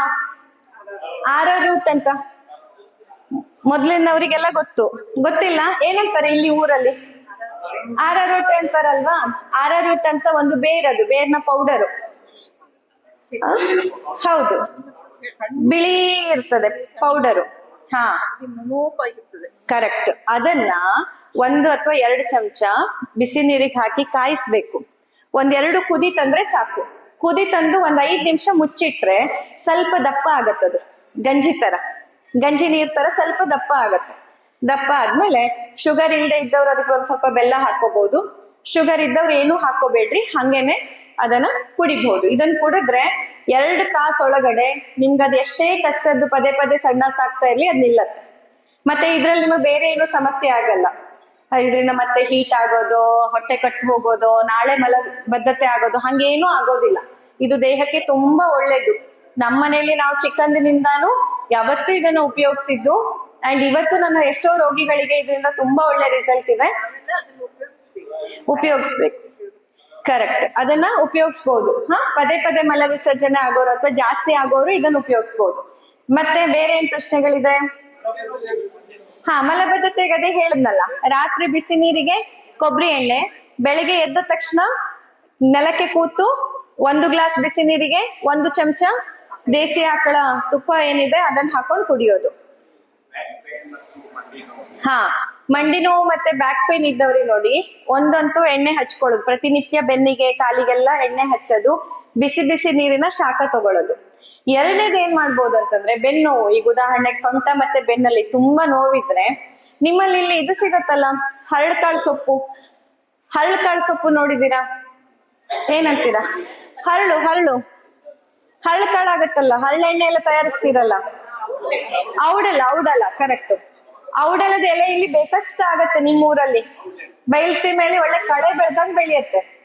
ಔಡಲ ಎಣ್ಣೆ ಇಲ್ಲ, ಔಡಲ ಎಲೆ ಇರುತ್ತಲ್ಲ, ಆ ಔಡಲ ಎಲೆನ ಕಾವಲಿ ಮೇಲೆ ಇಟ್ಟು ಸ್ವಲ್ಪ ಬಿಸಿ ಮಾಡ್ಕೊಳ್ಳಿ, ಒಂಚೂರು ಎಣ್ಣೆ ಹಾಕಿ, ಔಡ್ಲ ಎಣ್ಣೆನೆ ಹಾಕಿ ಕಾವಲಿ ಮೇಲಿಟ್ಟು ಒಂಚೂರು ಬಿಸಿ ಮಾಡ್ಬೇಕು ಅದನ್ನ. ಆ ಬಿಸಿ ಆಗಿರೋದನ್ನ ಎಲ್ಲಿ ನೋವಿದೆ, ನಿಮ್ಮ ಬೆನ್ನಿನ ಮೇಲೆ, ಸೊಂಟದ ಮೇಲೆ ನೋವಿದೆಯೋ ಅಲ್ಲಿ ಇಡ್ಬೇಕು. ಅಲ್ಲಿಟ್ಟಾದ್ಮೇಲೆ ನಿಮ್ಗೆ ಔಷಧಿ ಅಂಗಡಿಲಿ ಒಂದು ಹಾಟ್ ವಾಟರ್ ಬ್ಯಾಗ್ ಅಂತ ಸಿಗತ್ತೆ, ಬಿಸಿ ನೀರ್ ಚೀಲ ಸಿಗತ್ತೆ ರಬ್ಬರಿಂದು. ಆ ಬಿಸಿ ನೀರ್ ಚೀಲನ ಅದ್ರ ಮೇಲಿಟ್ಟು ಒಂದ್ ಬಟ್ಟೆ ಕಟ್ಕೊಬಿಡ್ಬೇಕು, 1/2 ತಾಸು ಬಿಡ್ಬೇಕು. ಹಾಗೇನೆ ನೀವು ಮಲ್ಕೊಂಡಿದ್ರೆ ಹಾಗೇನೆ ಮಲಗಿ ರೆಸ್ಟ್ ಮಾಡ್ಬೋದು 1/2 ತಾಸು. ಇದನ್ನ ದಿನಾ ಮಾಡ್ತಾ ಹೋದ್ರೆ ನೀವು ಮತ್ತೆ ಇಂಜೆಕ್ಷನ್ ತಗೊಳದ್ ಬೇಕಾಗಲ್ಲ. ಮತ್ತೆ ಒಂದ್ ನೆನ್ಪಿಟ್ಕೊಳ್ಳಿ, ನೋವು ಜ್ವರ ಅಂತ ಯಾರು ಪದೇ ಹೋಗಿ ಇಂಜೆಕ್ಷನ್ ತಗೋತೀರಾ, ಅದು ನಿಮ್ಮನ್ನ ಇನ್ನೂ ವೀಕ್ ಮಾಡತ್ತೆ. ಹಾಗಾಗಿ ಆದಷ್ಟು ದೂರ ಇಡ್ರಿ. ಇಂಜೆಕ್ಷನ್ ಬೇಡ ಅಂತ ನಾನು ಹೇಳ್ತಿಲ್ಲ, ಆದ್ರೆ ಪದೇ ತಗೊಳ್ಳೋದೇ ಒಂದು ಚಟ ಆಗ್ಬಾರ್ದು, ರೂಢಿ ಆಗ್ಬಾರ್ದು, ಅಭ್ಯಾಸ ಆಗ್ಬಿಡ್ಬಾರ್ದು. ಗೊತ್ತಾಯ್ತಾ? ಹಾಗಾಗಿ ಬೆನ್ನು ಮತ್ತೆ ಸೊಂಟ ನೋವಿಗೆ ಬೆಸ್ಟ್ ಅಂತಂದ್ರೆ ಔಡಲದ ಎಲೆನೂ ಸಿಗತ್ತೆ, ಔಡಲದ ಎಣ್ಣೆನೂ ಸಿಗತ್ತೆ ಅಲ್ವಾ? ಅದನ್ನೇನಿಲ್ಲ, ಒಂಚೂರು ನೀವು ಕಾವಲಿ ಮೇಲೆ ಇಟ್ಟು ಔಡಲದ ಎಣ್ಣೆ ಹಾಕಿ ಬಿಸಿ ಮಾಡಿ, ಎಲ್ಲಿ ನೋವಿದೆಯೋ ಅಲ್ಲಿ, ಕುತ್ತಿಗೆ ನೋವಿದ್ರೆ ಕುತ್ತಿಗೆ ಹತ್ರ, ಭುಜದ ನೋವಿದ್ರೆ ಭುಜದ ಹತ್ರ, ಬೆನ್ನು ನೋವಿದ್ರೆ ಬೆನ್ನಿಗೆ, ಸೊಂಟದ ನೋವಿದ್ರೆ ಸೊಂಟ, ಮೊಣಕಾಲಿಗೆ ನೋವಿದ್ರೆ ಮೊಣಕಾಲಿಗೆ ಮಾಡ್ಬೋದು. ಮತ್ತೆ ಮೊಣಕಾಲು ನೋವು ಬಂದ್ಮೇಲೆ, ಮೊಣಕಾಲು ನೋವು ಯಾರ್ಯಾರಿಗೆ ಬಂದಿದೆ, ಬಂದ ಮೇಲೆ ನೀವು ನೆಲಕ್ಕೆ ಕೂತ್ಕೊಳ್ಳೋದನ್ನ ಸ್ವಲ್ಪ ದಿನ ಕಮ್ಮಿ ಮಾಡ್ಬೇಕು. ಮೆಟ್ಲು ಹತ್ತಿ ಇಳಿಯೋದನ್ನ ಕಮ್ಮಿ ಮಾಡ್ಬೇಕು. ಸೊಂಟ ಇದು ಮಂಡಿ ನೋವು ಬಂದ್ಮೇಲೆ ದಿವ್ಸಕ್ಕೆ 10 ಕಿಲೋಮೀಟರ್ ಎಲ್ಲ ವಾಕಿಂಗ್ ಮಾಡಬಾರ್ದು. ಯಾರ್ಯಾರಿಗೆ ಮಂಡಿ ನೋವು ಬಂದಿಲ್ಲ ಅವ್ರು ಮಾಡ್ಬೋದು ವಾಕಿಂಗ್. ಮಂಡಿ ನೋವು ಬಂದ್ಮೇಲೆ ನೋವು ಶುರುವಾಯ್ತು ಬಾ ವಾಕಿಂಗ್ ಹೋಗೋಣ ಅಂತ ಬೇಡ. ಮಂಡಿ ನೋವು ಬಂದ್ಮೇಲೆ ಮಂಡಿಗೆ ರೆಸ್ಟ್ ಕೊಡ್ಬೇಕು. ಮಂಡಿ ನೋವು ಬರ್ತಿದೆ ಅಂದ್ರೆ ನಿಮ್ ದೇಹ ನಿಮ್ಗೆ ಏನ್ ಹೇಳ್ತಿದೆ, ಅಲ್ಲಿ ಸೌದು ಹೋಗಿದೆ, ನಂಗೊಂಚೂರು ಕಾಳಜಿ, ಪ್ರೀತಿ, ಕನ್ಸರ್ನ್ ಬೇಕು ಅಂತ ಹೇಳ್ತಿರೋದು. ನೀವೇನ್ ಮಾಡ್ತೀರಾ, ನೋವು ಬಂದ್ಮೇಲೆ ಅದಕ್ಕೆ ಇನ್ನೂ ಹೆಚ್ಚಿಗೆ ಪನಿಷ್ಮೆಂಟ್ ಕೊಡ್ತೀರಾ. ನೋವು ಬಂದ್ಮೇಲೆ ವಜ್ರಾಸನದಲ್ಲಿ ಕೂತ್ಕೋತೀರಾ. ಹಾಂಗ್ ಮಾಡೋದಲ್ಲ. ನೋವು ಬಂದ್ಮೇಲೆ ಆ ಮಂಡಿಗಳಿಗೆ ನೀವು ಸ್ವಲ್ಪ ಸಮಯ ರೆಸ್ಟ್ ಅನ್ನ ಮತ್ತು ಆರೈಕೆಯನ್ನ ಕೊಟ್ರೆ ಅದು ಸುಧಾರಿಸ್ಕೊಳ್ಳುತ್ತೆ, ಚೇತರಿಸ್ಕೊಳ್ಳುತ್ತೆ. ಆಮೇಲೆ ಮತ್ತೆ ಪುನಃ ವಾಕಿಂಗ್ ಮಾಡ್ಬೋದು. ಓಕೆನಾ? ಹಾ, ಮತ್ತೇನ್ ಡೌಟ್ಸ್ ಇದೆ, ಮತ್ತೇನ್ ಪ್ರಶ್ನೆಗಳಿದೆ ಕೇಳ್ರಿ. ಹಾ, ಎಸಿಡಿಟಿ ಕರೆಕ್ಟ್. ತುಂಬಾ ಜನರಲ್ಲಿ ಪದೇ ಪದೇ ಎಸಿಡಿಟಿ ಬರೋದು, ತೇಗ್ ಬರೋದು, ಹುಳಿ ತೇಗು, ಕಹಿ ತೇಗು, ಎದೆಯಲ್ಲಿ ಉರಿ ಬಂದ ಹಾಗಾಗೋದು, ಗಂಟಲಲ್ಲಿ ಉರಿ ಬಂದಂತ ಆಗೋದು, ಹೊಟ್ಟೆಯಲ್ಲಿ ಬೆಂಕಿ ಬಿದ್ದಂತೆ ಆಗೋದು, ಇದೆಲ್ಲ ಎಸಿಡಿಟಿಯಿಂದ ಆಗ್ತಾ ಇರುತ್ತೆ. ಅವಾಗ ನೀವೇನ್ ಮಾಡ್ಬೋದು, ಮನೆಯಲ್ಲಿ ಸುಲಭವಾಗಿ ಸಿಗೋದು ಅಂತಂದ್ರೆ ಒಂದು ಗಂಧ ದೇವ್ರಿಗೆ ತೆಯ್ಯೋ ಗಂಧ ಇರತ್ತಲ್ಲ, ಮೊದ್ಲೆಲ್ಲ ಇರ್ತಿತ್ತು, ಈಗ್ಲೂ ಇದೆಯಾ, ಒಂದು ಕೊರಡಿರತ್ತೆ, ಕೊರಡಲ್ಲಿ ತೆಯ್ದು ಇದ್ ಮಾಡ್ತಾರಲ್ವಾ. ಸೊ ಆ ಗಂಧವನ್ನ ತೆಯ್ದು ಒಂದೊಂದು ಚಮಚ ಅದರ ಪೇಸ್ಟ್ ಇದೆಯಲ್ಲ ಅದನ್ನ ತಣ್ಣಗಿನ ನೀರಿಗೆ, ಅಂದ್ರೆ ನಾರ್ಮಲ್ ನೀರಿಗೆ, ನಾರ್ಮಲ್ ನೀವು ಕುಡಿಯೋ ಫಿಲ್ಟರ್ ವಾಟರ್ ಏನಿರುತ್ತೆ ಆ ನೀರಿಗೆ ಆ 1 ಚಮಚ ಗಂಧದ ಪೇಸ್ಟ್ ಅನ್ನ ಹಾಕಿ ಮಿಕ್ಸ್ ಮಾಡಿ ಆಹಾರದ ಮೊದಲು ಕುಡಿಬೇಕು, ಬೆಳಿಗ್ಗೆ ಮತ್ತು ಮಧ್ಯಾಹ್ನ. ಬೆಳಗ್ಗೆ ತಿಂಡಿ ತಿನ್ನೋ ಮೊದಲು, ಮಧ್ಯಾಹ್ನ ಊಟಕ್ಕಿಂತ ಮೊದಲು ಗಂಧ ಪೇಸ್ಟ್ ಅನ್ನ ತೆಗೆದು ಹಚ್ಕೊಂಡು ತಿನ್ಬೇಕು. ಇನ್ನು ಜಾಸ್ತಿ ಕೆಲವರಲ್ಲಿ ಡಯಾಬಿಟಿಸ್ ಎಲ್ಲ ಇದ್ದಾಗ ಪಾದದಲ್ಲೂ ಉರಿ ಬರುತ್ತೆ, ಕಣ್ಣಲ್ಲೂ ಉರಿ ಬರುತ್ತೆ. ನೀವೇನ್ ಮಾಡ್ಬೋದು, ಅದೇ ಗಂಧವನ್ನ ತೆಗೆದು ಪಾದಕ್ಕೆ ಹಚ್ಕೋಬೇಕು. ದಿನಾ ರಾತ್ರಿ ಮಲಗೋ ಮೊದ್ಲು ಪಾದಕ್ಕೆ ಹಚ್ಚಿ ಮಲಗಿದ್ರೆ ಪಾದದ ಉರಿನೂ ಕಡಿಮೆ ಆಗತ್ತೆ, ಕಣ್ಣಿನ ಉರಿನೂ ಕಡಿಮೆ ಆಗತ್ತೆ. ಸೊ ಅಸಿಡಿಟಿ ಇದ್ದವರು, ತುಂಬಾ ಹೀಟ್ ಆಗತ್ತೆ ಅನ್ನೋರು ಈ ಗಂಧವನ್ನ ಔಷಧಿಯಾಗಿ ಬಳಸ್ಬೋದು. ಅದರ ಜೊತೆಯಲ್ಲಿ ಇನ್ನೊಂದು ಇಂಪಾರ್ಟೆಂಟ್ ಅಂತಂದ್ರೆ ಹಸೆ ಖಾರ, ಒಣ ಖಾರ ಕಡಿಮೆ ತಿನ್ಬೇಕು. ಗರಂ ಮಸಾಲೆ ಏನ್ ಹೆಚ್ಚಿಗೆ ತಿನ್ನಲ್ಲ ಅನ್ಕೋತೀನಿ, ತಿಂತೀರಾ? ಇಲ್ಲಿ ಗರಂ ಮಸಾಲೆ ಕಡಿಮೆ ಅಲ್ವಾ, ಅಥವಾ ಇತ್ತೀಚೆಗೆ ಅದು ಸ್ಟಾರ್ಟ್ ಆಗಿದೆ? ಹಾ, ಗರಂ ಮಸಾಲೆ ತಿನ್ಬಾರ್ದು. ಮತ್ತೆ ಹಸಿ ಖಾರ, ಒಣ ಖಾರ ಅಂತ ನಿಮ್ಮಲ್ಲಿ ಇಲ್ಲಿ ಬಳಸ್ತೀರಲ್ವಾ, ಅದನ್ನ ಕಡಿಮೆ ತಿನ್ಬೇಕು. ಅಸಿಡಿಟಿ ಇದ್ದವರು ಹಸೆ ಖಾರ, ಒಣ ಖಾರ, ಯಾವುದೇ ಗರಂ ಮಸಾಲೆ ಪದಾರ್ಥಗಳು ಇದನ್ನ ತಗೊಂಡ್ರೆ ನಿಮ್ಗೆ ಅಸಿಡಿಟಿ ಜಾಸ್ತಿ ಆಗತ್ತೆ. ಹಾಗಾಗಿ ಅದನ್ನ ಕಮ್ಮಿ ಮಾಡಿ, ಜೊತೆಯಲ್ಲಿ ಗಂಧವನ್ನ ಉಪಯೋಗಿಸಿ ಅಸಿಡಿಟಿ ಕಡಿಮೆ ಆಗತ್ತೆ. ಮತ್ತೇನ್ ಪ್ರಶ್ನೆಗಳಿದೆ? ರಕ್ತಹೀನತೆ. ಹಾ, ರಕ್ತಹೀನತೆ, ಅಶಕ್ತತೆ, ನರಗಳ ದೌರ್ಬಲ್ಯ, ದೇಹದಲ್ಲೂ ಸುಸ್ತು, ನರಗಳಲ್ಲೂ ಸುಸ್ತು. ಹಾಗೆ ನಮ್ಮ ರಕ್ತವನ್ನ ಪರೀಕ್ಷೆ ಮಾಡಿದಾಗ ರಕ್ತ ಇಲ್ಲ ಕಮ್ಮಿ ಆಗಿದೆ ಅಂತ ಹೇಳ್ತಾ ಇರೋದು ಸರ್ವೇ ಸಾಮಾನ್ಯ. ಇದಕ್ ನೀವೇನ್ ಮಾಡ್ಬೋದು ಅಂದ್ರೆ, ಕಪ್ಪು ದ್ರಾಕ್ಷಿ ಸಿಗತ್ತೆ, ನೋಡಿದೀರಾ? ಒಣಗಿದ್ದು, ಹಸಿದಲ್ಲ, ಒಣಗಿದ ಕಪ್ಪು ದ್ರಾಕ್ಷಿ ಸಿಗತ್ತೆ. ಅದನ್ನ ದಿನಾ ಒಂದು 10 ಒಣಗಿದ ಕಪ್ಪು ದ್ರಾಕ್ಷಿಯನ್ನ ನೀರಲ್ಲಿ ನೆನ್ಸಿಡಿ. ರಾತ್ರಿ ನೆನ್ಸಿಟ್ಟು ಬೆಳಿಗ್ಗೆ ಎದ್ದ ಮೇಲೆ ಕೊತ್ತಂಬರಿ ಕಷಾಯ, ಕೊತ್ತಂಬರಿ ಅಂದ್ರೆ ಧನಿಯಾ ಬೀಜ ಇರ್ತದಲ್ಲ, ಏನಂತ ಹಬೀಜ್ ಅಂತೀರ? ಹಾ, ಧನಿಯಾ. ಹಾ, ಕೊತ್ತಂಬರಿ ಕಾಳು ಇರ್ತದಲ್ಲ, ಅದನ್ನ ಪುಡಿ ಮಾಡಿ ಇಟ್ಕೊಳ್ಳಿ. ಒಂಚೂರು ಹುರಿದು ಪುಡಿ ಮಾಡಿ ಇಟ್ಕೊಂಡು, ಅದು 1 ಚಮಚ ಕೊತ್ತಂಬರಿ ಪೌಡರ್ ಅನ್ನ ಹಾಕಿ 1 ಚಂಬು ನೀರ್ ಹಾಕಿ ಚೆನ್ನಾಗಿ ಕುದಿಸಿ. ಅದನ್ನ ಮನೇಲಿ ಎಲ್ಲರೂ ಕುಡಿಬಹುದು. ಇದನ್ನ ಮನೇಲಿ ಮಕ್ಕಳು, ಮೊಮ್ಮಕ್ಕಳು ಎಲ್ಲರೂ ಕುಡಿಬಹುದು, ಎಲ್ರಿಗೂ ಒಳ್ಳೇದು. ಅದನ್ನ ಕುದಿಸಿ ಮುಚ್ಚಿಡ್ಬೇಕು. ಅದನ್ನ ಬೆಳಗ್ಗೆ ಎದ್ಮೇಲೆ ಆ 10 ಒಣಗಿದ ನೆನೆ ಹಾಕಿದ ಒಣ ದ್ರಾಕ್ಷಿ ಮತ್ತು ಕೊತ್ತಂಬರಿ ಕಷಾಯ ಅದನ್ನ ತಿಂದು ಈ ಕೊತ್ತಂಬರಿ ಕಷಾಯ ಕುಡಿತಾ ಬರ್ರಿ. ಅಂಡ್ ಯಾರಿಗೆ ಹೀಟ್ ಇಲ್ಲ, ಹೀಟ್ ಪ್ರಕೃತಿ ಅಲ್ಲದಿದ್ದವರಿಗೆ ದಿನ ಒಂದೊಂದು ಖರ್ಜೂರ ಮತ್ತು ಉತ್ತುತ್ತೆ ಗೊತ್ತಿದೆಯಲ್ಲ, ಒಂದು ಉತ್ತುತ್ತೆ, ಒಂದು ಖರ್ಜೂರ. ಆದ್ರೆ ಹೀಟ್ ಇದ್ದವ್ರು ತಿನ್ಬಾರ್ದು. ಈಗಾಗ್ಲೇ ಅಸಿಡಿಟಿ ಇದ್ದವರು, ಹೀಟ್ ಪ್ರಕೃತಿಯವರು ತಿನ್ಬಾರ್ದು, ಬೇರೆಯವರು ಅದನ್ನ ತಿನ್ಬೋದು. ಇದನ್ನ ಮಾಡಿದ್ರೆ ರಕ್ತಹೀನತೆ ಕಡಿಮೆ ಆಗ್ತಾ ಬರುತ್ತೆ. ಮತ್ತೆ ಆಹಾರದಲ್ಲಿ ಹಸಿರು ಕಾಯಿಪಲ್ಯಗಳು, ಹಸಿರು ಕಾಯಿಪಲ್ಯ ಹೇಗೂ ನೀವಿಲ್ಲೆಲ್ಲ ಬಳಸ್ತೀರಾ ಅಂತ ಭಾವಿಸ್ತೀನಿ. ಸೌತೆಕಾಯಿ, ಹೀರೆಕಾಯಿ, ಹಾಲ್ ಸೋರೆಕಾಯಿ, ಪಡವಲಕಾಯಿ, ಆಮೇಲೆ ಮತ್ತೆ ಯಾವ್ದು ಹಸಿರು ಬಣ್ಣ ಇರೋ ತರಕಾರಿಗಳು, ಎಲ್ಲಾ ರೀತಿಯ ತರಕಾರಿಗಳು, ಬೆಂಡೆಕಾಯಿ, ಇದೆಲ್ಲದೂ ಕೂಡ ನಿಮ್ಮ ರಕ್ತಹೀನತೆಯನ್ನ ಸರಿಪಡಿಸ್ಲಿಕ್ಕೆ ತುಂಬಾ ಸಹಾಯ. ಅಲ್ಲಿ ಬರೀ ಸೊಪ್ಪಷ್ಟೇ ಅಲ್ಲ, ತರಕಾರಿನೂ ಬಳಸ್ಬೇಕು. ಹಸಿರು ಅಂದ ತಕ್ಷಣ ಬರೀ ಸೊಪ್ಪಲ್ಲ, ಹಸಿರು ಬಣ್ಣದ ತರಕಾರಿಗಳನ್ನು ಬಳಸ್ಬೇಕು. ಅವಾಗ ರಕ್ತಹೀನತೆ ಕಡಿಮೆ ಆಗತ್ತೆ. ಮತ್ತೆ ಮಸಲ್ ಕ್ರಾಂಪ್ಸ್ ಬರೋದು. ಮಸಲ್ ಕ್ರಾಂಪ್ಸ್ ಅಂತಂದ್ರೆ ಏನಾಗತ್ತೆ ಗೊತ್ತಾ, ನಿಮ್ಗೆ ಅವಾಗ ಇಲ್ಲಿ ಕಾಲೆಲ್ಲ ಹಿಡ್ಕೊಂಡಂಗ ಆಗತ್ತೆ, ಸೊಂಟ ಹಿಡ್ಕೊಂಡಂಗ ಆಗತ್ತೆ. ಏನಂತಾರ ಅದಕ್ಕೆ, ಬಾಳೆಕಾಯಿ ಬರೋದಂತಾರ, ಹಾ ಕಸ ಹಿಡಿಯೋದು ಅಂತಾರಲ್ವಾ. ಕಸ ಹಿಡಿಯೋದು ಆದಾಗ ಏನ್ ಮಾಡ್ಬೇಕು, ಫಸ್ಟ್ ಒಂದ್ ಅರ್ಧ ಗ್ಲಾಸ್ ನೀರ್ ಕುಡಿಬೇಕು. ಆ ನೀರಿಗೆ 1 ಚಿಟಿಕೆ ಉಪ್ಪು, 1 ಚಿಟಿಕೆ ಬೆಲ್ಲ ಹಾಕೊಂಡು ಕುಡಿಬೇಕು ಅಷ್ಟೇ. ರಾಶಿ ತುಂಬಾ ಪಾನಕದ ತರ ಅಲ್ಲ, 1 ಚಿಟಿಕೆ ಬೆಲ್ಲ ಮತ್ತು ಉಪ್ಪು.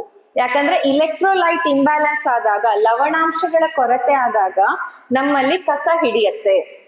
ಸೊ ಆ ಕಸು ಹಿಡಿದಾಗಾದಾಗ, ಕ್ರಾಂಪ್ಸ್ ಗಳು ಬಂದಾಗ ನಿಮ್ಗೆ ಈ ಕಾಲ್ನ ಕೆಳಭಾಗದಲ್ಲಿ, ಇಲ್ಲಿ ಮಂಡಿಯ ಕೆಳಗಡೆ ಒಂದೇ ಸತಿ ಹಿಡ್ಕೊಂಡು ಗಟ್ಟಿ ಆಗ್ಬಿಡತ್ತೆ.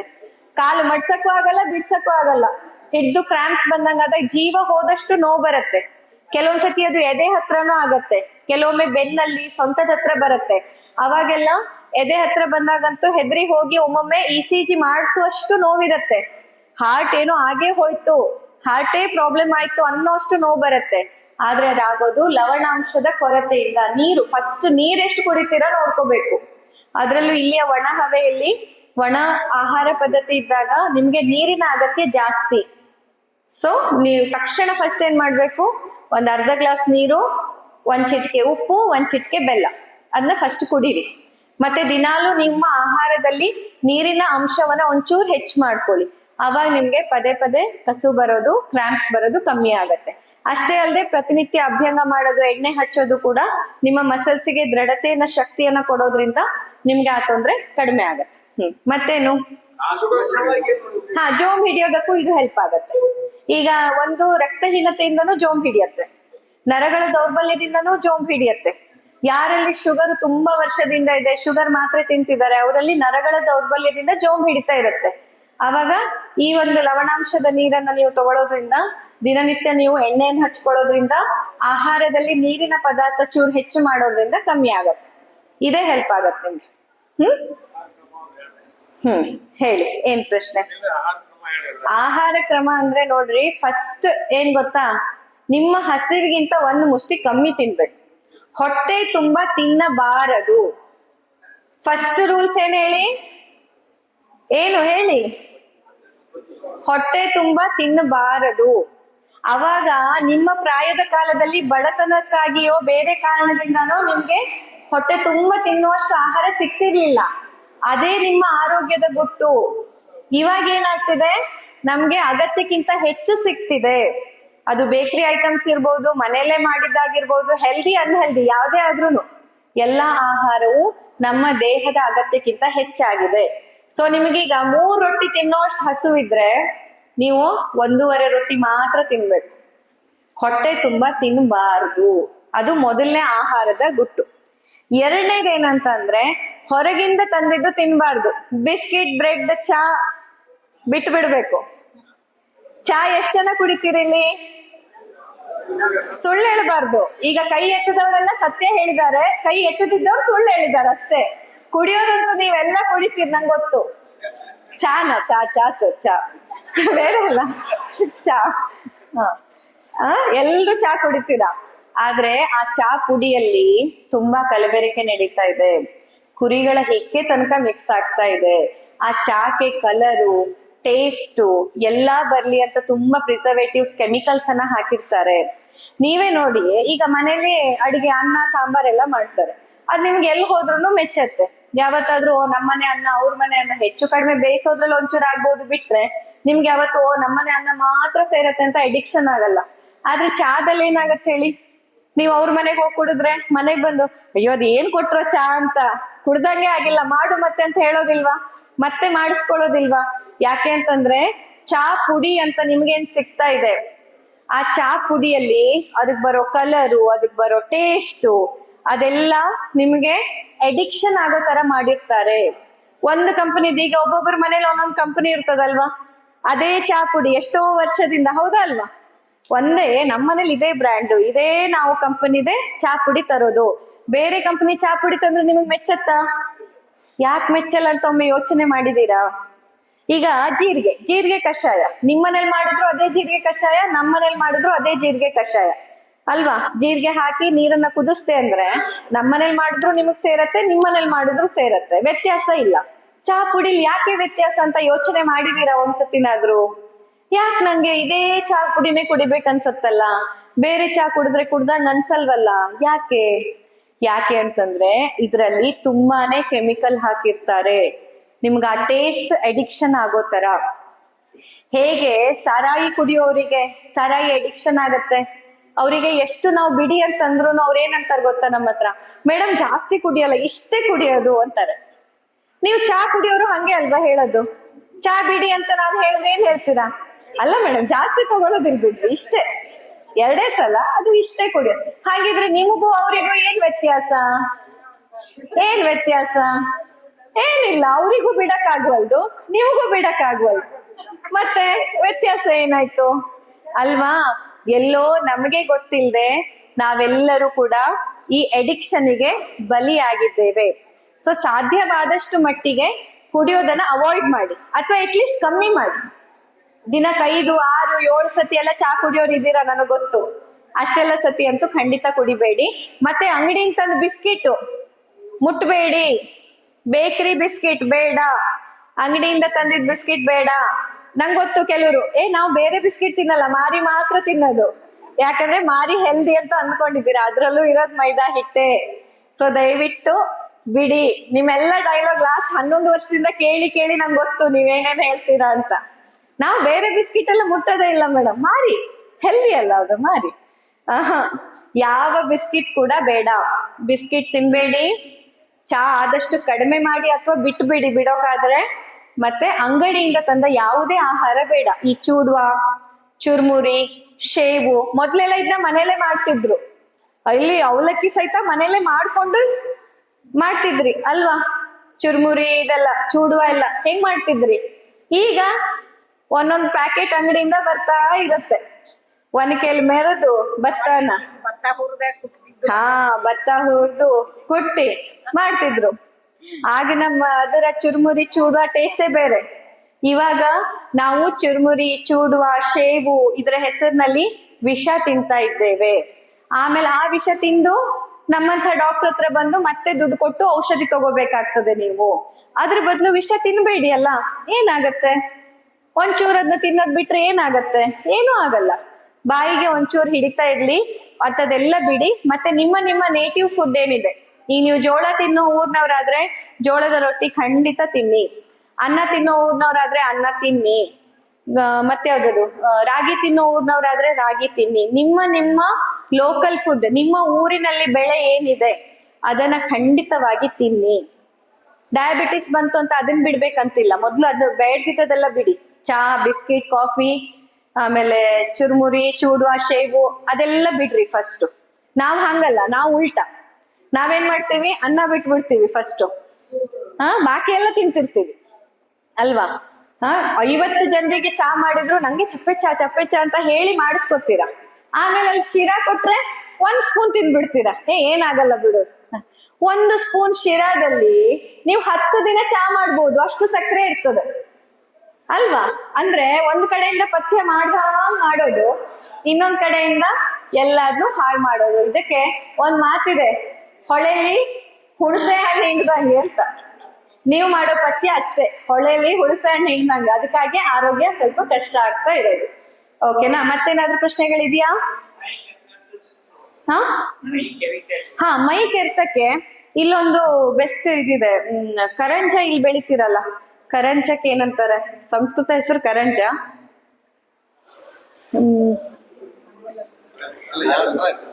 ಅದು ಹಾಗಲಕಾಯಿ ಅಲ್ಲ, ಒಂದು ಗಿಡ. ಅದು ನಾನು ಹೇಳ್ತೀನಿ ತಡೀರಿ, ಕನ್ನಡದ ಹೆಸರು.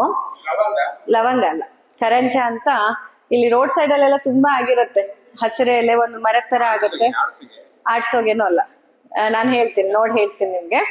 ಸೊ ಅದ್ ಬಿಟ್ರೆ ಮನೆಯಲ್ಲಿ ಎಲ್ರಿಗೂ ಸಿಗೋವಂಥದ್ದಂತ ಅಂದ್ರೆ ನೀಟಾಗಿ ಈ ಎಣ್ಣೆಯಲ್ಲಿ ಒಂದ್ ಸ್ವಲ್ಪ ಮಟ್ಟಿಗೆ ಅಜ್ವೈನಲ್ಲ, ಇದು ಬೇರೆ, ನಾನು ನೋಡಿ ಹೇಳ್ತೇನೆ ನಿಮ್ಗೆ.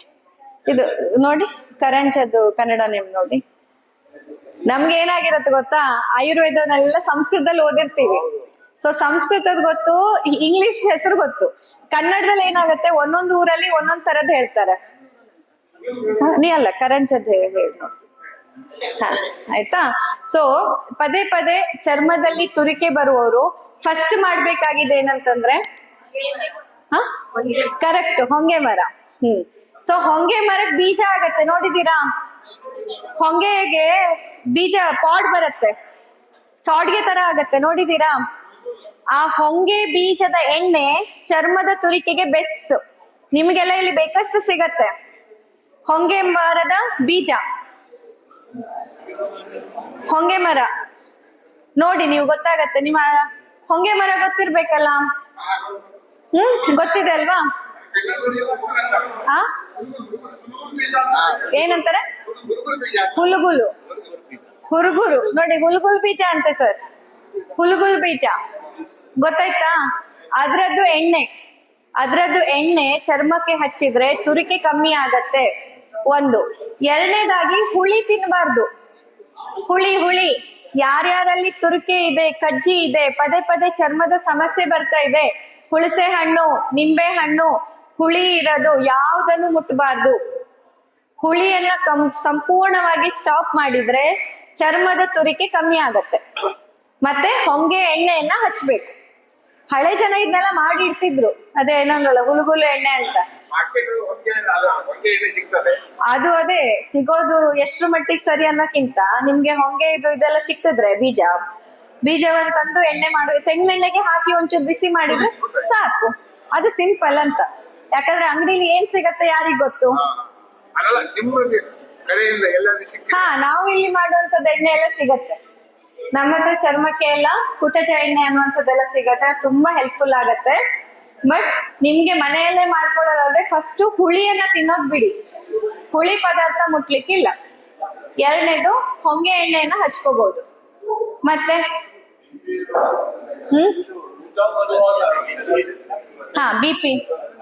B P sugar. ಮತ್ತೆ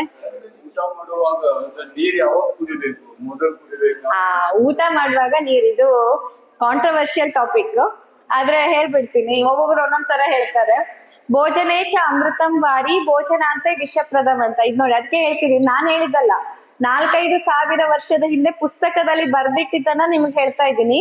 ಭೋಜನೇಚ ಅಮೃತಂ ವಾರಿ, ಊಟದ ಜೊತೆಯಲ್ಲಿ ನೀರನ್ನ ಸ್ವಲ್ಪ ಸ್ವಲ್ಪ ಕುಡಿದ್ರೆ ಅದು ಅಮೃತಕ್ಕೆ ಸಮಾನ. ಭೋಜನಾಂತೆ ವಿಷಪ್ರದಂ, ಊಟ ಆದ ತಕ್ಷಣ ಘಟ ನೀರ್ ಕುಡಿದ್ರೆ, ಎಲ್ಲ ತಿನ್ನೋದು ಫಸ್ಟ್, ಆಮೇಲೆ ಲಾಸ್ಟ್ ಅಲ್ಲಿ 1 ಲೋಟ ನೀರ್ ಕುಡಿದು ಊಟ ಮುಗಿಸೋದು, ಇದು ವಿಷಕ್ಕೆ ಸಮಾನ ಅಂತ ಟೆಕ್ಸ್ಟ್ ಬುಕ್ ಹೇಳೋದು. ನಂಗೆ ಗೊತ್ತು, ಈಗ ನಾನ್ ಹೇಳಿದ್ದೀನಿ ಅಂತಂದ್ರೆ ನೀವೆಲ್ಲ ಮತ್ತೆ ಕೇಳೋದಿಲ್ಲ ಅಂತ. ನಾನ್ ಹೇಳಿದ್ದಲ್ಲ, ಇದು ಟೆಕ್ಸ್ಟ್ ಬುಕ್ ಅಲ್ಲೇ ಬರ್ದಿಟ್ಟಿರೋದು, ಋಷಿಗಳ ಆಗಿನ ಕಾಲದಲ್ಲೇ ಬರ್ದಿಟ್ಟಿರೋ ಅಂತದ್ದು. ಯಾಕೆ ಅನ್ನೋದನ್ನು ಹೇಳ್ತೀನಿ ಕೇಳ್ರಿ. ಈಗ ನಿಮ್ಗೆ ಕನ್ಫ್ಯೂಸ್ ಆಗ್ತಿರ್ಬೋದು, ಒಂದೊಂದ್ ಡಾಕ್ಟರ್ ಒಂದೊಂದ್ ತರ ಹೇಳ್ತಾರೆ. ಒಬ್ಬರು ಡಾಕ್ಟರ್ ನೀರ್ ಕುಡೀರಿ ಅಂತಾರೆ, ಒಬ್ಬರು ಡಾಕ್ಟರ್ ನೀರ್ ಕುಡಿಬೇಡಿ ಅಂತಾರೆ. ನಾವೇನ್ ಮಾಡೋದು ಅಂತ ನಿಮ್ಗೆ ಕನ್ಫ್ಯೂಷನ್. ಆದ್ರೆ ನಾನ್ ಹೇಳೋದು, ಈಗ ನೋಡಿ, ನೀವೀಗ ಮಸಾಲೆ ರುಬ್ತಿರ್ತೀರಲ್ಲ, ಮಸಾಲೆ ರುಬ್ಬುವಾಗ ನೀರೇ ಹಾಕ್ತಾ ರುಬ್ಬಿದ್ರೆ ಸಣ್ಣ ಆಗತ್ತಾ? ಇಲ್ಲ. ಚೂರ್ ನೀರನ್ನ ಹಾಕ್ತಾ ರುಬ್ಬಿದ್ರೆ ನುಣ್ಣಗೆ ರುಬ್ಲಿಕ್ ಆಗತ್ತೆ ಅಲ್ವಾ? ಹಾಗೆ ನೀರ್ ಜಾಸ್ತಿ ಹಾಕಿದ್ರೆ ರುಬ್ಲಿಕ್ ಆಗತ್ತಾ? ಇಲ್ಲ, ನೀರೆಲ್ಲ ಚೆಲ್ ಬಿಡತ್ತೆ, ನಿಮ್ಗೆ ನುಣ್ಣಗೆ ರುಬ್ಬೋಕ್ ಆಗೋದಿಲ್ಲ.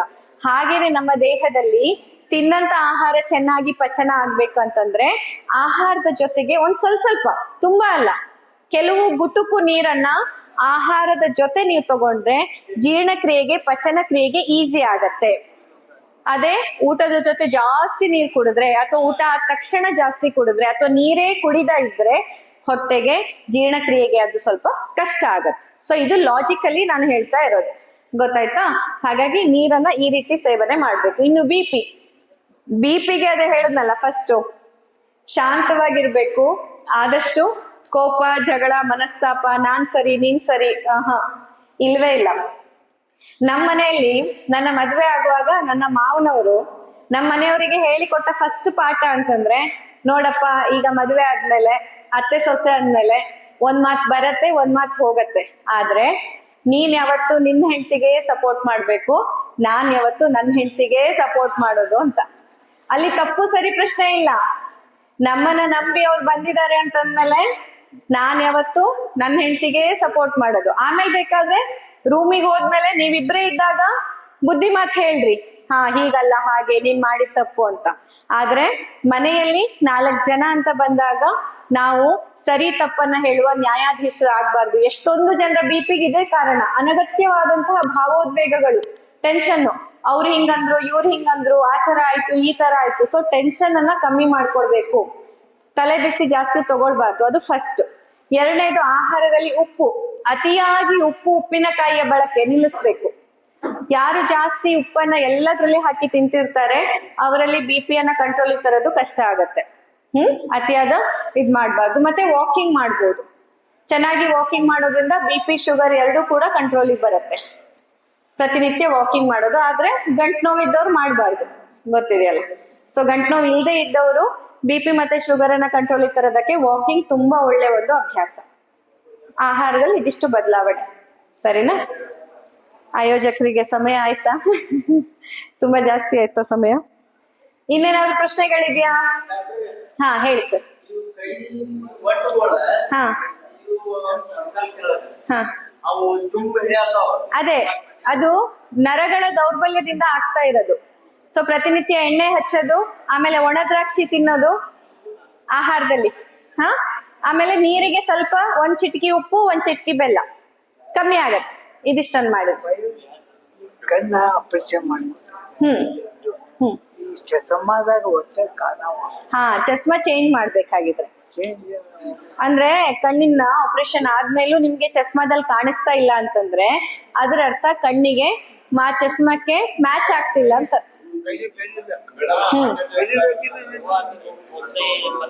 ಹೇಳ್ತೀನಿ. ಹಾ ಹಾಗಾಗಿ ಈಗ ನಾ ಹೇಳ್ದಂಗೆ ದಿನ ಕೈ ಕಾಲಿಗೆ ಎಣ್ಣೆ ಹಚ್ಚಿ ಮಸಾಜ್ ಮಾಡ್ಕೊಳ್ರಿ. ಹೌದು, ಅವಾಗ್ಲೇ ಕೊಟ್ಟಿದ್ದು. ಆದ್ರೆ ಈಗ ಕಣ್ಣಿನ ದೃಷ್ಟಿ ಬದಲಾಗಿದೆ ಅಂತ ಅರ್ಥ.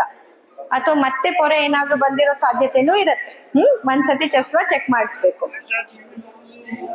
ಹಾ ಟಿವಿ ಮೊಬೈಲ್ ನೋಡೋದು ಕಮ್ಮಿ ಮಾಡ್ಬೇಕು. ಕಣ್ಣು ಸರಿ ಇರ್ಬೇಕಂತಂದ್ರೆ ಟಿವಿ ಮೊಬೈಲ್ ನೋಡೋದು ಕಮ್ಮಿ ಮಾಡ್ಬೇಕು. ಟಿವಿ ನೋಡೋದು ಜಾಸ್ತಿ ಆಗತ್ತಂತ. ಮತ್ತೆ ಹಾರ್ಟ್ ಅಟ್ಯಾಕ್ ಬರ್ದೇ ಇದ್ದಾಗೆ ತಡೆಯೋದಕ್ಕೆ ಏನ್ ಮಾಡ್ಬೇಕು ಅಂತ ಅಂದ್ರೆ ಆಹಾರ ಪದ್ಧತಿ, ಜೀವನ ಶೈಲಿ.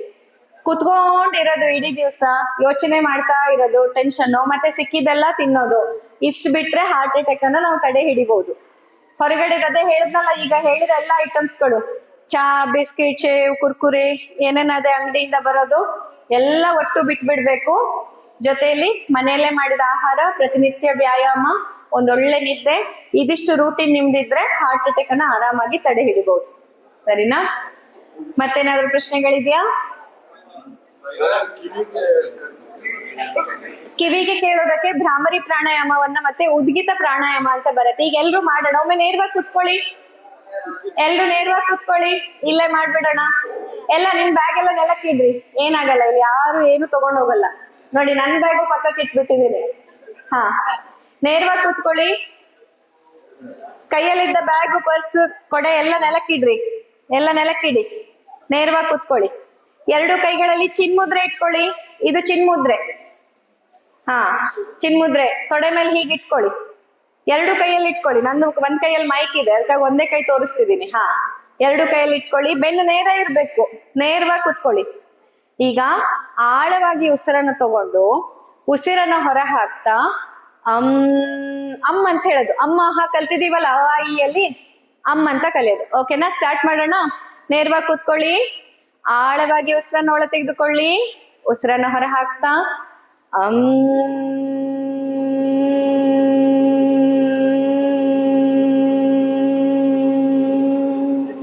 ಮತ್ತೆ ಇನ್ನೊಮ್ಮೆ ಆಳವಾಗಿ ಉಸಿರನ್ನ ಒಳ ತೆಗೆದುಕೊಳ್ಳಿ.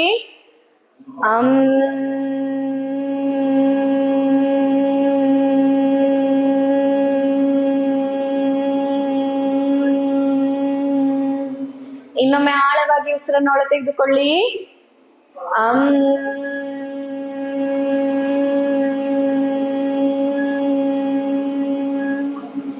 ಇದನ್ನ ಪ್ರತಿನಿತ್ಯ 21 ಸಲ ಮಾಡೋದ್ರಿಂದ ನಿಮ್ಮ BP, ಶುಗರ್, ನಿಮ್ಮ ದೇಹದ ಆರೋಗ್ಯ ಚಯಾಪಚಯ ಕ್ರಿಯೆಗಳು ಚೆನ್ನಾಗಾಗತ್ತೆ.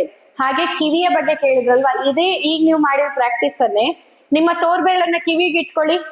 ಕಿವಿ ಒಳಗಲ್ಲ, ಕಿವಿ ಹೊರಗಿಲ್ಲೊಂದು ಚಿಕ್ಕ ಬಾಗಿಲು ತರ ಇರತ್ ನೋಡಿ, ಚಿಕ್ಕದು ಬಾಗಿಲು, ಅದನ್ನ ಮುಚ್ಚಿಟ್ಕೊಳ್ಳಿ ತೋರ್ಬೆಳ್ಳಿಂದ. ಹಾ, ಮುಚ್ಚಿಟ್ಕೊಂಡು ಈಗ ಮತ್ತೆ ಅದನ್ನೇ ಮಾಡಿ. ಆಳವಾಗಿ ಉಸಿರನ್ನ ಒಳ ತೆಗೆದುಕೊಳ್ಳಿ, ಉಸಿರನ್ನ ಹೊರ ಹಾಕ್ತಾ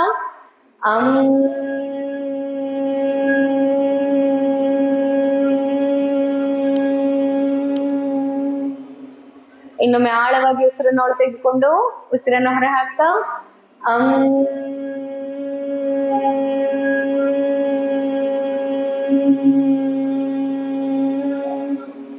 ಇನ್ನೊಮ್ಮೆ ಆಳವಾಗಿ ಉಸಿರನ್ನ ಒಳ ತೆಗೆದುಕೊಳ್ಳಿ. ಹಾ,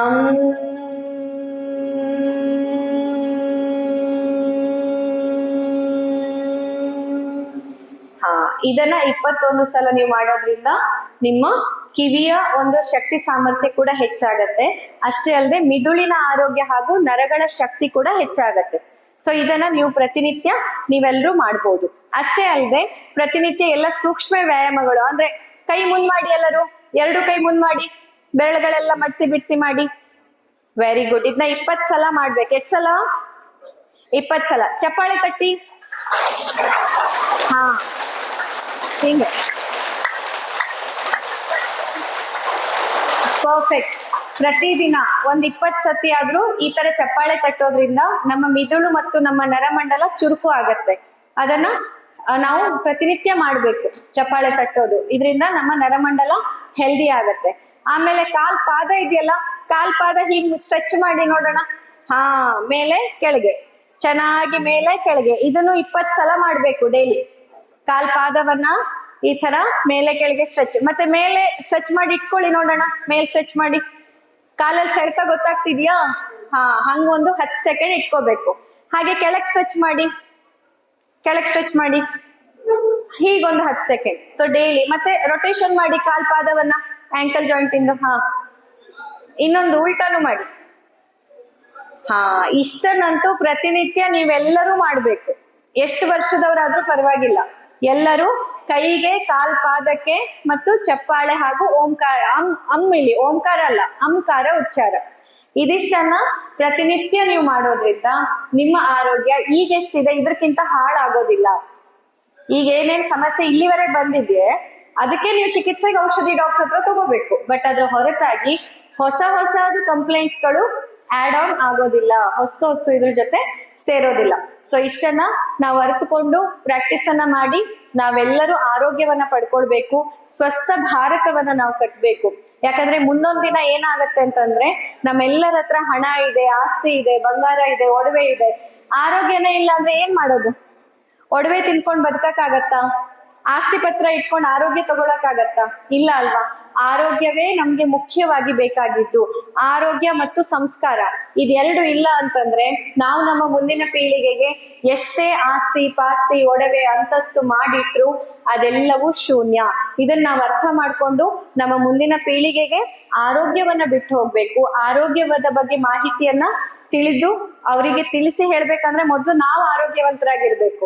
ನಾವು ಆರೋಗ್ಯವಂತರಾಗಿದ್ದು ಆ ಮಾಹಿತಿಯನ್ನ ನಮ್ಮ ಮುಂದಿನ ಪೀಳಿಗೆಗೂ ಕೊಟ್ಟು ನಾವು ನಮ್ಮ ಸಾಮಾಜಿಕ ಜವಾಬ್ದಾರಿಯನ್ನ ನಿಭಾಯಿಸ್ಬೇಕು ಅಂತ ಎಲ್ಲರ ಹತ್ರ ಕೇಳ್ತಾ ಇವತ್ತಿನ ಈ ಒಂದು ಮಾತುಕತೆನ ಇಲ್ಲಿಗೆ ಮುಕ್ತಾಯ ಮಾಡೋಣ. Thank you so much. ಎಲ್ರಿಗೂ ಧನ್ಯವಾದಗಳು. ಧನ್ಯವಾದಗಳು ಸರ್. ಈಗ ಎರಡನೇ ಪ್ರಶ್ನೆಗೆ ಶ್ರೀಮತಿ ಸಂಸ್ಥೆಗಳಿಂದ ಡಾಕ್ಟರ್ ಸೌಮ್ಯಶ್ರೀ ಶರ್ಮಾ ಅವರಿಗೆ ಸನ್ಮಾನ ಮಾಡಿದರು. ಇದನ್ನು ಪ್ರಾಂಶುಪಾಲರು ಏಕುಟುಂಬ ಸರ್, ಹಳೆಯ ಹಿರಿಯ ನಾಗರಿಕರ ವೇದಿಕೆಯ ಅಧ್ಯಕ್ಷರಾದ ಶ್ರೀ ವಿ.ಎಂ. ಗಡ್ಡಾವರ್ ಹಾಗೂ ಬಿಆರ್ಡಿಎಫ್ ಸಂಸ್ಥೆಗಳು ನಡೆಸಿಕೊಟ್ಟಿದ್ದಾರೆ.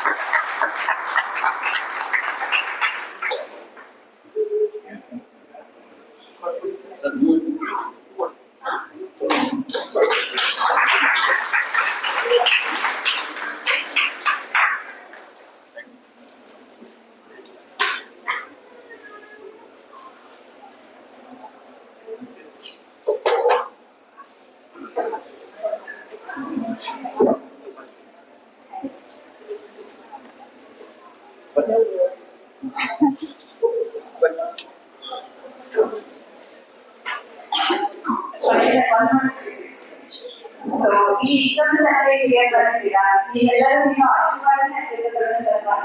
ಮತ್ತೆ ಈ ಒಂದು ಫಾರ್ಮಲ್ ಒಂದು ರಿಚುವಲ್ ಆಗತ್ತೆ ಇರಲಿಲ್ಲ. ನೀವೆಲ್ಲರ ಒಂದು ಆಶೀರ್ವಾದ ಬೇಕು. ನಿಮ್ಮ ಜೀವನ ಮೊದಲು ಇತ್ತು, ಅದೇ ರೀತಿ ನಾವು ಆಸ್ಪತ್ರೆಯಲ್ಲಿ ಮತ್ತೆ ಕೃಷಿ ಮಾಡ್ತಾ ಇದ್ದೇವೆ. ಗದ್ದೆ ಇದೆ, ತೋಟ ಇದೆ, ಔಷಧಿ ಸಸ್ಯ ಬೆಳೆಯೋದು. ನಿಮ್ಮ ಮನೆಗೆ ಎಷ್ಟು ಹಸುಗಳಂತ ಯಾಕೆ ಹೇಳಿದೆ ಅಂತಂದ್ರೆ, ನಮ್ಮ ಮನೆಯಲ್ಲಿ ಒಂದು 3 ಹಸುಗಳಿದ್ದಾವೆ. ಎಲ್ಲ ಹಸುಗಳಿವೆ. ಸೊ ನಾವು ಹಸು ಸಾಕಾಣಿಕೆಯಿಂದ ಹಿಡಿದು ಕೃಷಿ ಮಾಡೋದು. ಕೃಷಿನೂ ಅಷ್ಟೇ, ಸಗಣಿ ಗೊಬ್ಬರ ಬಿಟ್ಟು ಬೇರೆ ಏನೂ ಹಾಕಲ್ಲ. ಸರ್ಕಾರಿ ಗೊಬ್ಬರ, ಯೂರಿಯಾ, ಕೆಮಿಕಲ್, ಫರ್ಟಿಲೈಸರ್ ಯಾವುದನ್ನು ಹಾಕಲ್ಲ. ನಾವು ಬೆಳೆಯೋದು ಭತ್ತದಿಂದ ಹಿಡಿದು ತರಕಾರಿ ತನಕ, ಹಳ್ಳಿ ತನಕ ಪ್ರತಿಯೊಂದನ್ನು ನೀವು ಆಗಿನ ಕಾಲದಲ್ಲಿ ಹೇಗೆ ಮಾಡ್ತಿದ್ರಲ್ಲ, ಸೊ ನಿಮ್ಮ ಆಗಿನ ಒಂದು ಜೀವನ ಶೈಲಿಯನ್ನು ಆದರ್ಶವಾಗಿಟ್ಕೊಂಡು ನಾವು ನಮ್ಮ ಸಸ್ಯ ಸಂಜೀವಿನಿ ಅನ್ನುವಂತಹ ಆಸ್ಪತ್ರೆಯನ್ನ ಗೋಕರ್ಣದಲ್ಲಿ ನಡೆಸ್ತಾ ಇದ್ದೇವೆ. ಹಾಗಾಗಿ ಈ ನಮ್ಮ ಕೆಲಸದಲ್ಲಿ ನಿಮಗೂ ಗೊತ್ತು ಶ್ರಮ ಎಷ್ಟಿರುತ್ತೆ ಅಂತ. ಎಲ್ಲ ಹೊಲದಲ್ಲಿ ಮಾಡೋದಕ್ಕೆ, ಹಸುನ ಆರೈಕೆ ಮಾಡೋದಕ್ಕೆ ಗೊತ್ತು ಈ ಕೆಲಸದಲ್ಲಿ ಎಷ್ಟು ಶ್ರಮ ಇರುತ್ತೆ, ಎಷ್ಟು ಅದರ ಹಣದಾಗಿರುತ್ತೆ ಇರುತ್ತೆ. ಆದ್ರೂ ನಾವು ಧೈರ್ಯದಿಂದ ನಾನು, ನಮ್ಮ ಮನೆಯವರು, ನನ್ನ ಇಡೀ ಕುಟುಂಬ ಸೇರಿ ಇದನ್ನ ಮಾಡ್ತಾ ಇದ್ದೇವೆ. ಸೊ ನಿಮ್ಮೆಲ್ಲರ ಆಶೀರ್ವಾದ ಈ ಕೆಲಸ ಇದ್ರೆ ಅದು ಸನ್ಮಾನ ಅಂತ ನಾನು ಭಾವಿಸ್ತೀನಿ.